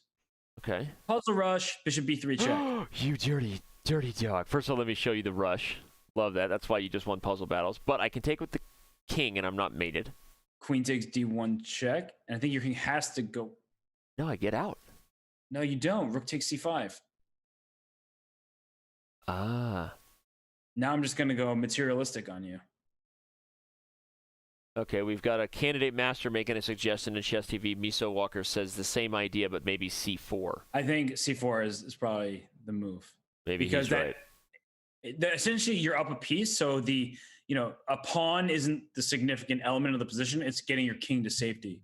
So c4 also allows the queen to protect the b3 square. Very nice. It's risky. It for sure is risky, but it feels like by the way, the more we see it, the more it feels like it's the only move, right? The other move I was going to say was bishop takes e4. I was just like going to hope that I could survive a position like that, where after I take on e4, you have to take d8 first, right? No, I won't take d8. I'll play rook d6. Oh, very nice. Close. The reason everybody the e4 bishop isn't capturable because queen a1 is now mate, because the rook guards d2. So Robert's blocking the d file so that he can hide the king on this square. and perhaps escape. And maybe not just escape, but even. Oh, by the way, obtain an c4 has been advantage. played. Okay, well, that's probably the right move. I mean, bishop takes e4 looks just very suspicious, and I'm sure it is. C4 just keeps you better protected. You're not worrying about the pawn in the center. And, well, now the onus is on black to prove that he has enough for this, because bishop takes c4 now, you just take on d8 and play rook d2, right? Now that you've given yourself the c2 square with your idea, the king can run away, and I'm up a piece. And that's the problem for black, which leads me to believe you should take with the pawn on c4 rather than the bishop. Which is sort of so funny. Yeah, it's not the move you want to play. Because it's counterintuitive in any situation where you're willingly closing avenues for your pieces in the attack when you're already down one. Yeah, actually, you're right. Knight a4 is like a retreating move that kind of gets the that only knight question back is if you can just like keep it going with craziness. C3. Ooh. Yeah. I mean, just again to remind everybody, there's still puzzle rush on the board because the knight is pinned in a lot of these positions. But this is the good version for white. So king takes b3. And I just take back. Take and you tuck. Take and tuck. I want to, but then rook c1 is kind of scaring me. And there's also queen d5. Well, queen d5, queen b3. Oh, yeah, rook c1 first, because then if queen d5, queen b3, we have rook a1. And rook a1 mate is just okay, going to be a disaster. So many like tactical elements here. You have to be very precise. Oh, wow. Well, that's why they are who they are, right? The Bears were who we thought they were. MVL who is who we thought he was, man. Look at that stat line. MVL. Well, he needs to work this out. He has more time on the clock, which is good for him. But it's such a tense position here because, as we said, you don't want to play b takes c4. And the fact that he's thinking right now either means that he didn't. I mean, I think he must have considered c4. You don't go for a piece sack and have not worked it out. Yeah, at least some of it. That would be very, very bad if you went for this without considering Carlsen's counter shot, but not impossible. That's what he does, right? He is the world champion, as you know. He's #1 in the world and #1 in many hearts right there. So do you think he really missed c4? I don't know. It's hard to imagine because it is such a defensive move, giving your king some space, some luft in the position. It feels like you kind of. Although, okay, to be fair, we now have that like tone because like it's hard to feel justified in an attack when you've sacked a piece if you don't see the goods right away. But if we just take a different approach here, like there has to be some moves to, because look at White's position, right? Still very tough, right? I mean, the king is wide open, as you said. B takes c4. I mean, White still has several things to figure out. Maybe even if I go for this c3 idea with knight takes, I don't have to. Okay, I don't know what I was thinking. I mean, I guess just the line you said. I mean, this is also still very, very dangerous. Just this line itself. I think you just don't take this rook on d1. I'm guessing, like you take you just the keep two like minor the two pieces pieces for the rook, like bishop takes e4. Wait, but rook b8 check. Oh yeah, this is kind of. Then rook scary. b8, yeah. King and by the way, I was A4, thinking there may have been other moves too. I mean, like this is also a move here. Yeah, queen takes c3. Right, with the idea of bishop b3. King takes bishop. Right, and okay, I guess I thought rook d3 was maybe stronger than it is because I thought if takes, queen takes rook d3. But even so, like this is kind of nutty. Yeah, queen c4. I have both rook b8 and queen back to d1 to consider. I guess queen d1 now. You have rook c2. I also just have king a2. I think. Yeah, and if I go here, you have king c3, and there's no mate.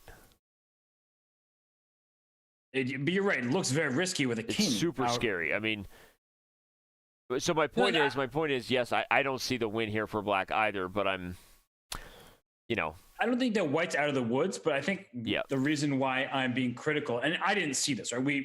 You can go rewind the video, and I obviously wasn't spouting out variations and coming to a conclusion. But I'm always like this when one side's, especially when you're up 20 minutes on the clock, before you make such a definitive game-changing sacrifice, and it might work out in his favor, and he might have a good position here. I don't have an engine on. I'm not positive. But I just always believe in taking a bit more time before you just sacrifice a piece and then go for the attack, because you miss things like C4 and then whatever the follow-up is. And that is why I am being critical, not because of the move itself, but because of the time spent. And now the fact that he's thinking after he's made that move really concerns me. But as you said, he also earned that clock advantage, right? It's still 20 minutes up as we see it ticking away there. 18 minutes, I guess, if you're really keeping track. No, I don't disagree. And that's one of the things that we can do is we're providing commentary here while these guys are like this at the board right now, focusing, is to try to surmise and take away information just based on some practical elements we're observing. Again, if you're just joining us, the only other matchup going in the Grand Chess Tour Finals is between Levon Aronian and Dingley Ren. They drew earlier today. Let's take a moment to remind everybody of the schedule here, Robert, what they're going to be doing all week, because sometimes you wake up on Monday and you're like, I'd really like to spend my whole week with Robert Hess. Well, guess what? This is that week. I wasn't sure if I was supposed to guess, but now I wake up every week that way. Sometimes other people do too, and this is their week to spend a lot of time with you. The Grand Chess Tour runs. We have one resting on December 5th, but guess what? We will have a Speed Chess Championship semifinal that day between Wesley So and Vladislav Artemiev. And before that, on December 4th, we also have Hikaru Nakamura, speaking of number one in many hearts, here on any channel where you watch, on Twitch, YouTube, anywhere. On the worldwide internet, Hikaru Nakamura has a lot of fans. And Jan-Christoph Duda, who's also gaining a lot of fans. That guy's won me over, not just because JKD is a totally badass name, maybe the best since JCVD. Jean-Claude Van Damme, take me to the airport. But take me to the chessboard. That's Jean-Christoph. JKD has really had a Jean-Claude great... Van Damme, take me to the airport. I was trying to just work through it. Just get past the. Take me to the chessboard. You good? Sorry, continue. I'm like waiting for Steven Seagal to make an appearance here. And just... Anyway. I will reach over and crack your neck, Steven Seagal style. So back to JKD. He's risen to number 12 in the world on the December rating list in classical chess. And, often he was known as Speed Chess Championship circles. He beat Grishuk and Sergei Karyakin last year. And it kind of put him on the map, honestly. There were definitely top players who were like, wow, I knew he's a promising player, but the fact that he could beat them in a multi-hour match is very impressive. And now here he is, number one in Poland, number 12 in the world, really just a hair outside the top 10. And with his performance in the recently concluded FIDE Grand Prix event in Hamburg, where he finished in second place, he lost to Alexander Grishuk in the final. He's really making his mark in the chess world. He really is, and you see him right there. He's rising, and as you said, now number 12 in the world according to the live FIDE rankings. It's funny you said he kind of made his mark in some ways because of his performance in the SEC, right? And now, of course, we would never claim the Online Speed Chess Championship as, as elite as any OTB event. It's not. It may be just as fun, a lot of people would argue, maybe more fun, but not as elite. But it is true that when he performed last year, it was like, whoa, who is this kid, right? Because as you said, the thing about the SEC is that it isn't just it's not just 5 blitz games. Like when you beat Grishuk in a 3-hour blitz match, right? That's like 30-plus blitz game. It is a big deal, and that really turned a lot of heads last year. And that said, he's about to face Hikaru Nakamura in the SEC, which is not an easy thing. Only one man has ever beaten Hikaru Nakamura in that format, and he is Magnus Carlsen, currently playing the white pieces right here against MVL. That was a smooth transition. Hey, that's what I do. Let's dive back in here to Magnus's C4 move. All right. Crazy question. Can I take with the bishop? What you say he's thinking? We're surmising he maybe missed C4. Maybe he's thinking of options. Is this possible? Bishop takes. Okay. Rook takes D8. Okay. I take. Rook D2. Rook D2, you said? Yep. D is in dog. Okay. Trying to stop all your mating threats. Indeed. The kind of thing you would do. And this was my point about how maybe tricky the position is. Like, what if I just played this move? Okay, so you're just trying to. I'm just trying to like sit. Like you taught me that. Like I don't have to deliver mate right away for there not to be. Like I said, you taught me how to Jamie Foxx, slow jam. So bishop takes e4. Right. And the point was, what was my point here? I'd love to just distract your queen and do some dirty things. Okay, funny idea. You ready? Yep. Boom, zoom. Okay. So I'll play king c3 and that's not good. Actually, yeah, that's king c3. And you know why this idea is so awesome, right? Because if you play this, I think I have this, right? Whoa. And then queen takes b3. Well, then I get the knight. And then I go king anywhere. Oh my god, my queen's just trapped. That was so fancy. Just to self-trap. Just pulled in Ali Reza. Just trapped my own queen. That wasn't good.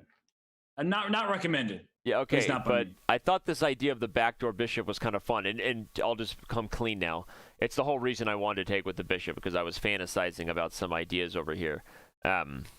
So if that's the case, we should probably go back to the original suggestion. Oh, and as I just said it, he just played it. Let's come back to the live spot here, because he's played b takes c4.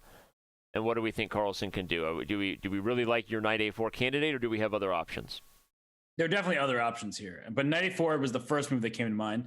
Another move, now that I'm looking, is there's a rook on e2 and there's a queen on a2. So if we get the pawn out of the way, maybe that rook can do some more. So pawn b4 but I think that just kind of shakes hands immediately, because if you go pawn b4, okay, you're forcing black's hand. The only move is queen a1 check, because your queen is under attack and there's nowhere to go. But the sad thing for white is, so if king d2, then there's a bishop discovery that looks terrible. So I just move it almost anywhere, right? And it's too much. Yeah. So king can't go to d2, which means king c2 is the only move. So it means Nietzsche, right? We offer the draw. Yeah.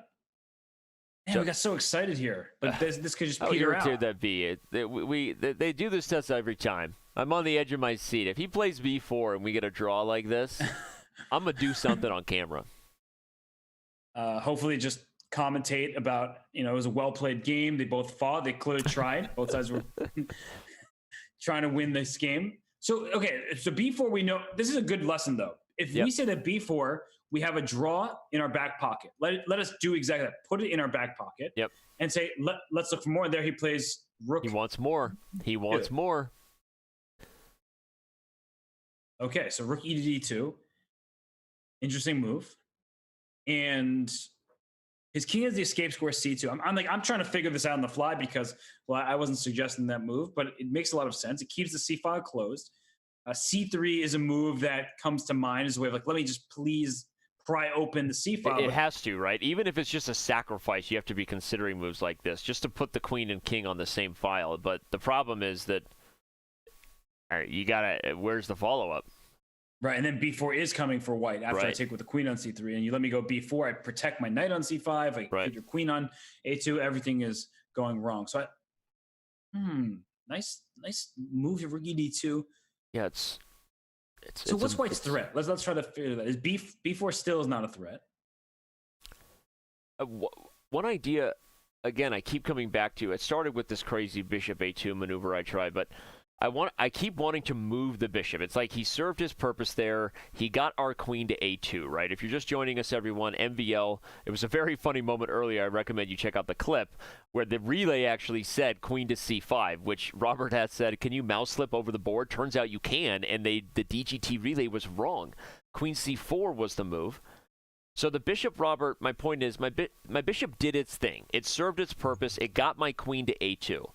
Now that I'm here, I wanna back this thing up and figure it out. So this is my new way to do that. Well, your rook's hanging on d8. That's not my new way to do that. I understand what you want to do. You understand exactly what I want. I want this. Yes, you want to open the d file, get the bishop in. Unfortunately, so let's go. Let's keep my idea alive and just pretend I didn't play bishop c6, like rook b8 first. I want to kind of just flip where I'm putting pressure. But then bishop takes e4, and you still can't take me on e4. It's pinned. My bishop can go to b1 to defend my king. Because I knew your idea was queen a1 check. If I go king c2, to show that you mate me by queen takes b2. So the bishop takes the problem e4. Is I didn't see you had this. I did have an idea that rook b8 would mate you, but bishop takes e4 solves everything. Yeah. And by the way, I still can't take because of that silly pin that Robert missed a few seconds ago. Oh, Robert misses things like that. Oh, silly Robert. Okay, so we kind of keep coming back to this renegade c3 as you just have to open it up. I see a line being suggested in Chess TV chat. Queen takes, queen a1, king c2, and then bishop b3, an idea we've now seen a few times. The problem is I think king takes just ends that idea. Yeah.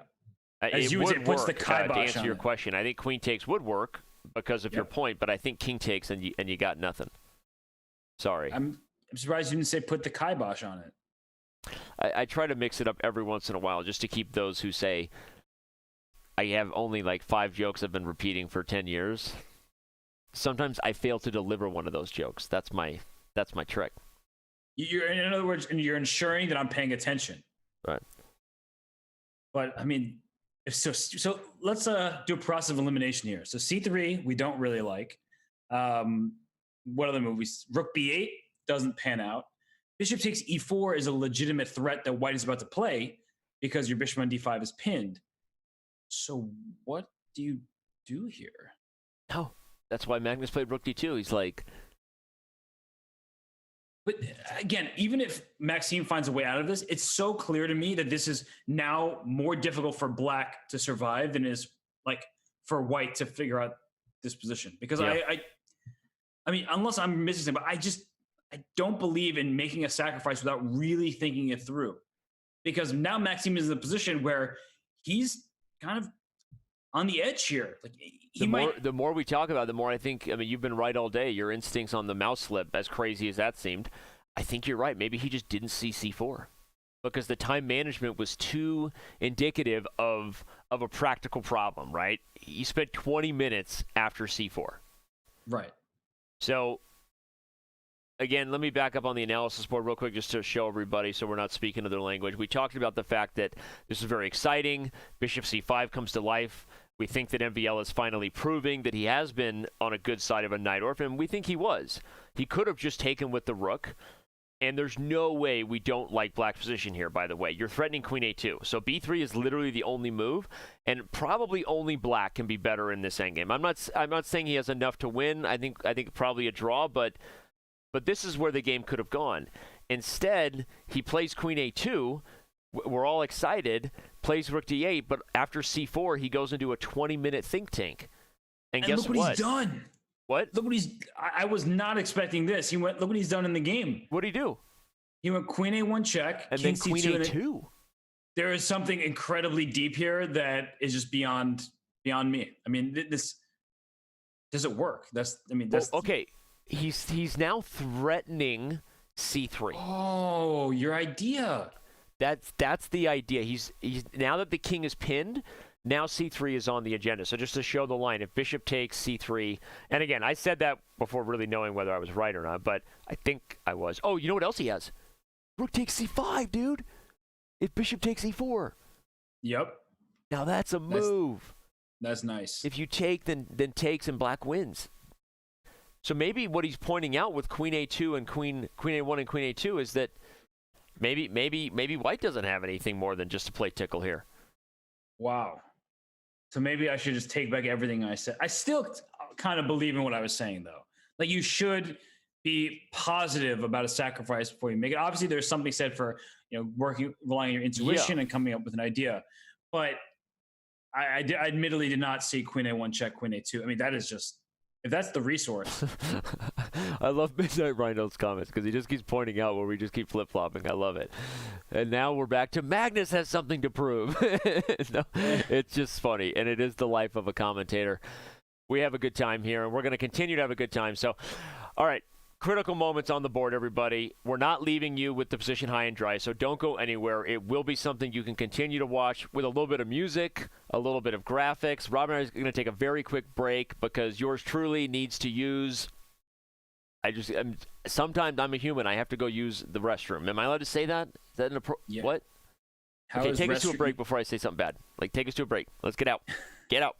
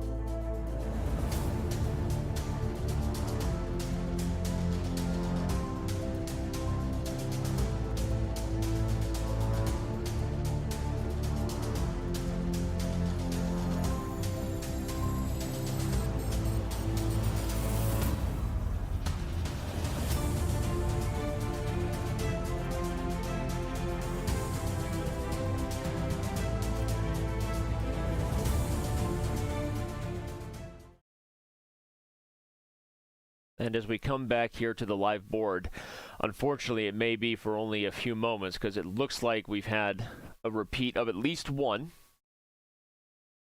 Not over yet. I pray for, I believe I saw a chatter's sake earlier who said if they draw this, he's going to quit chess. Don't do that. Yeah, don't do that. Don't just quit chess. Don't put your life in the hands of any elite grandmaster. I learned that lesson the hard way one long night in Siberia. But I don't know where to go with that one. Besides not putting your life in the hands of a super grandmaster for those reasons, don't put your chess career in the hands of two super GMs not drawing. Because unfortunately, they play really, really good chess. Fortunately or unfortunately. And it looks like they recognize this position as zeros. Yeah, zeros. I mean, the question really is, has it always been zeros? And we haven't been using an engine. I've been chatting off to the side with International Master Levy Rosman, and we've had a fun chat just talking about variations during the break. And I mean, I just don't know what to make of this. Tell us that crazy line that Levy gave you, or tell the audience. Go ahead. Yeah. So back when Magnus played this rook e to d2 move, it appears that my intuition with knight a4 instead of rook e to d2 was correct. I don't know if it's correct, but at least it's a pretty fascinating line. So if you play knight a4 there, and we were going as like bishop c6, which makes a lot of sense. Open the d file, trying to attack the knight, deliver a checkmate. Knight c3. Okay. Oh, sorry, excuse me. Rook takes d8 first. Sorry. Yeah. Okay. Rook takes d8. I know, it was me misspeaking. Knight c3, and then queen a1 check, knight to b1. And okay, white is currently up a piece, but black, if it can keep the momentum, can turn it around. So rook d3, and Levy and I were talking about this position after rook to d3, and I was like, okay, and he's like, well, I don't see the difference between queen c5 and queen to g1, two main options. And the difference you'll realize is right here. Bishop d5 apparently is the move for black, as Levy informed me. And bishop takes e4. There's bishop e4, rook takes e4, rook d1 check. And after king d1, you take on b1, you take on e4. So and black is better. Yes, black is certainly better here with the safer king, and some of white's pawns are vulnerable. But if you go back to that moment where you just went queen c5, apparently there's this move, instead of queen g1. And the point is that you cover the d1 square, so bishop takes e4 is a legitimate threat. And of course, black is currently down a piece. And this is all ridiculous, lines. Let's keep this live board up and bring up, let's keep the analysis board up and bring up the live for those who are confused. Platinum member JS1957, we're aware the game is a draw. And for all those of you, I think some people didn't realize that as we started going down the line. The game has officially ended, everyone. It is ended in this position here with a threefold repetition. The main point being that MVL's really nice idea of checking and then threatening the idea of c3 forces the king to run away from the pin. And allows black to repeat. So, yes, we are aware the game is a draw, but Robert was showing this really, really crazy line. Instead of rook e to d2, the move knight a4. Again, just to show it again, bishop c6, takes, shake and bake, check. And then, knight to b1. I assume king c2 probably fails to bishop a4, yeah, and then queen d1, okay. So that's that. So knight to b1, and then rook to d3. The idea of removing the queen so that you have crazy tactics with rook d1, but queen g1 might stop it. This is such a hard line for Magnus to find, though. I mean, you can't blame him for not playing for a win, Dr. Evil Fingers, right? Saying that this is better for white, because this is like not a... Like, I don't even want to play this position of white if black plays the move rook takes g3. Like, yeah, Levy told me he was going to let his engine run. I don't have an engine in front of me. Knight a4 was an instinctive move by me. Like, my gut was telling me I needed my knight not to be hanging on c5 to come back to the defense. I calculated not all of that, obviously. I was just saying, okay, it looks like it could help me out. And that said, as you point out, it's hard to criticize Magnus for missing some ridiculous variation, and I'm not criticizing him about that. The only thing that I feel like I've been critical of in this game is that Maxime played a piece sacrifice quite quickly. And as you can tell by that variation we just looked at, even if it's an incredibly difficult variation to spot, it still is one that exists. And so you should be more sure of yourself than Yep. think for a bunch of minutes after C4 is played. It just feels like he maybe stumbled into something that ended up working out for him quite well, but he was not confident or certain or missed C4, something Right. of that nature. And maybe I'm misreading the situation No, altogether. I think it's fair. I think you're looking at the way he handled the clock, everyone. Again, if you're just joining us, Maxime played bishop c5. Black is definitely better here. Okay, how much better remains to be seen. Maybe slightly better, right? But if you're going to justify a piece sacrifice, it's, you really risk losing if you haven't calculated to the end. And by the way he managed his clock, instead of just taking here again, we're renewing this threat and probably being the only one who can win this endgame. I don't think we're wrong about that. Instead of doing that, Robert's criticism is that he goes for this line of giving up the knight to play rook d8 and then spends 20 minutes on c4. And probably if Magnus finds this move knight a4, again, that's Robert's point, maybe only white can win, right? So that's just kind of questionable. And I think I don't know why, I just still look at this line and I'm like, are you serious? Like, this is, knight b1 and then rook d3 and queen g1, and if takes, I saw Levy in the chat pointing out that rook e3 is the move. So now so that's the point. Yeah, I mean, but still, this is such a hard thing to play. It feels like white is going backwards. But the more you look at it, I mean, I guess bishop a4 threatening rook d1 is probably just met by rook e1 maybe, or rook d2, or rook d2. Yeah, I mean so really crazy. Maybe Magnus missed knight a4, and I wonder what he might have missed in that line of knight a4. Or you know what he might have missed, Robert? He might, because without what Maxime found, what Magnus did was good. I think maybe what Magnus missed is he just missed this crazy idea of queen a2 and queen a1. Yeah, very it's possible. Quite possible, right? That neither side really made any errors of missing the better move. They just missed their opponent's response to the move they thought was winning, and that can happen a lot in these games. So, wow. Well, I think that, let's give everybody a standings update real quick. The games are officially in the books. Our Grand Chess Tour coverage of day one is not over yet, but this is where we stand. Both games drawn. One of them basically kind of a, borderline perfect game. The other one, a wild affair, which we're going to find out just how wild was in a minute. But before we do, Robert, you and I mentioned during the break that saying that the Levon Aronian Dingley Ren game was perfect was actually no joke. So I wanted to show everybody that. Using our Chess.com analysis engine, you can go there, chess.com/analysis. We'll do a quick engine deep dive here, and you can see that the 99.4% accuracy score. Robert, have you ever gotten a 99.4 accuracy score? Yeah, my opponent resigned on move one time. And, oh, yeah? No, that was pretty 100, I think. So, we will do an engine deep dive of the Magnus Carlsen versus Maxime achier-lagrave and see what the computers had to say. See if maybe Maxime's sack was bad and what Robert said was right. He just played too fast. But we're letting this one play out because I wanted to show people how much I like this. Look at every green arrow. Look at every green star means you found the best move, everybody. Like, okay, the blue star is basically a good move, but okay, maybe the engine thinks something was better. But for the most part, you're looking at two players who quite literally just played a perfect game of chess, and that's maybe why the game ended in a draw. Yep. And we liked white slightly, but this rook c7, queen c8 idea was great, and the forced draw here. You look how the computer also liked queen takes a7. Yeah. I don't know why I think that's awesome.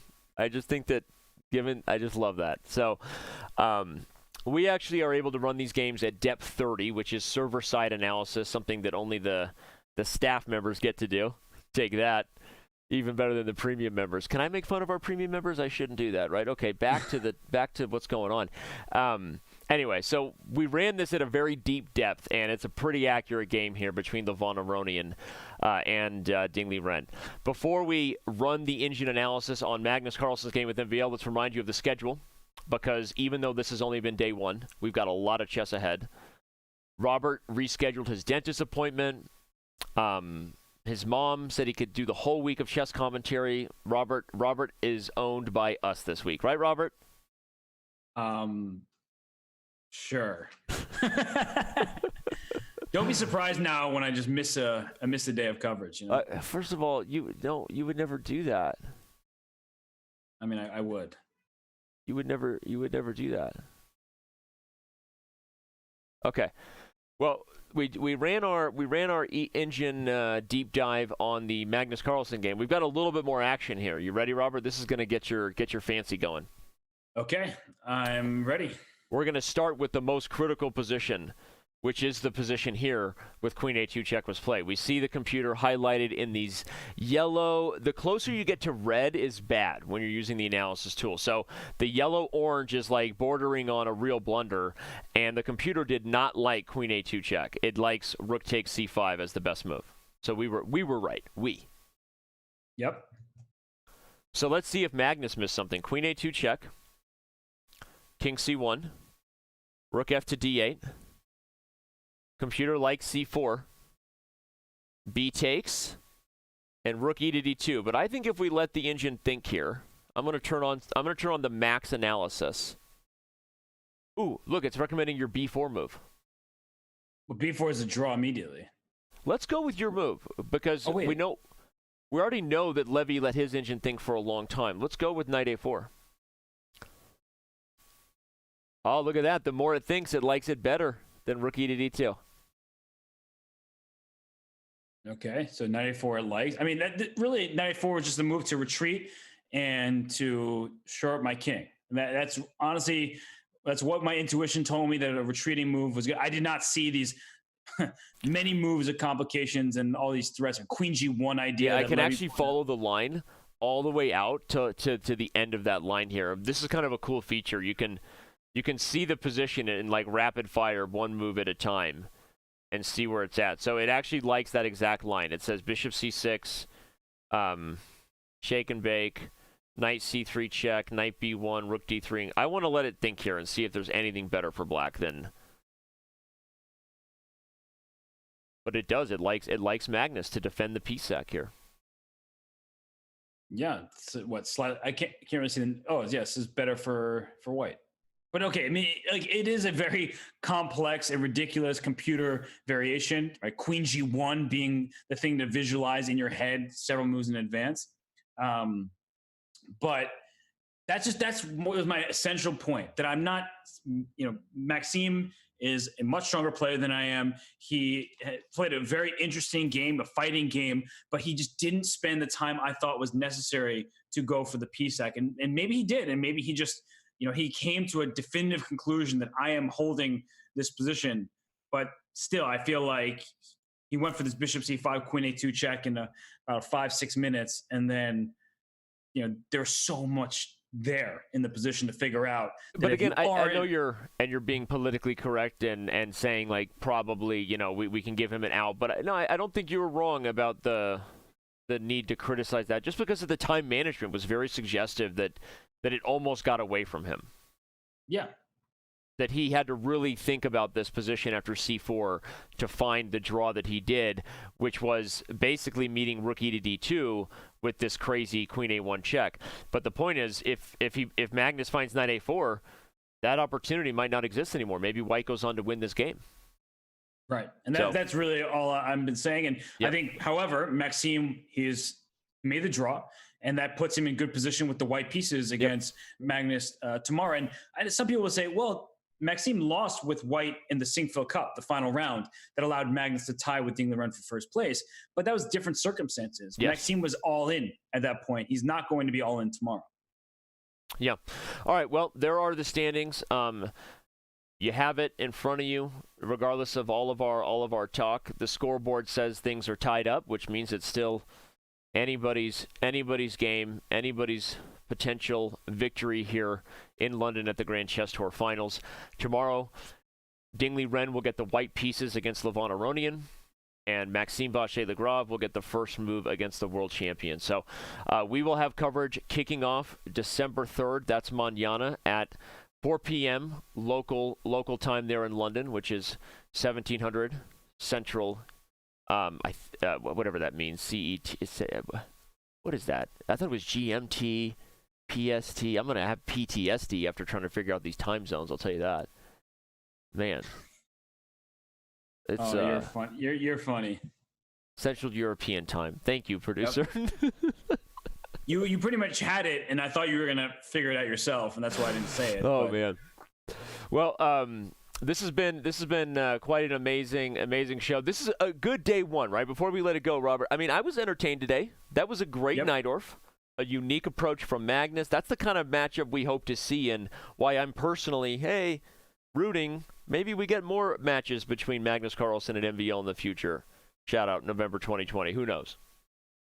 Yeah, I'd be very down for that. Of course, some other worthy competitors, and it was a great first day. The Levon game against Dingley Ren, it didn't really have the spark that this tactical affair between Maxime and Magnus did, but with Dingley Ren getting the white pieces tomorrow, expect him to try to put pressure on Levon Aronian, because Dingley Ren has been playing great rapid and blitz chess in recent months, and of course recent years as well. But Levon, he can really just take over at any moment. So I think that with the white pieces in a 6-point potential classical affair, Dingley Ren will really try to push Levon to the brink and see if he'll break. Well, it'll be exciting to see people combining our name into one. Hench. This is the Hench show. We're kind of like the henchmen for chess, in a way. We do what we can. We do what we can.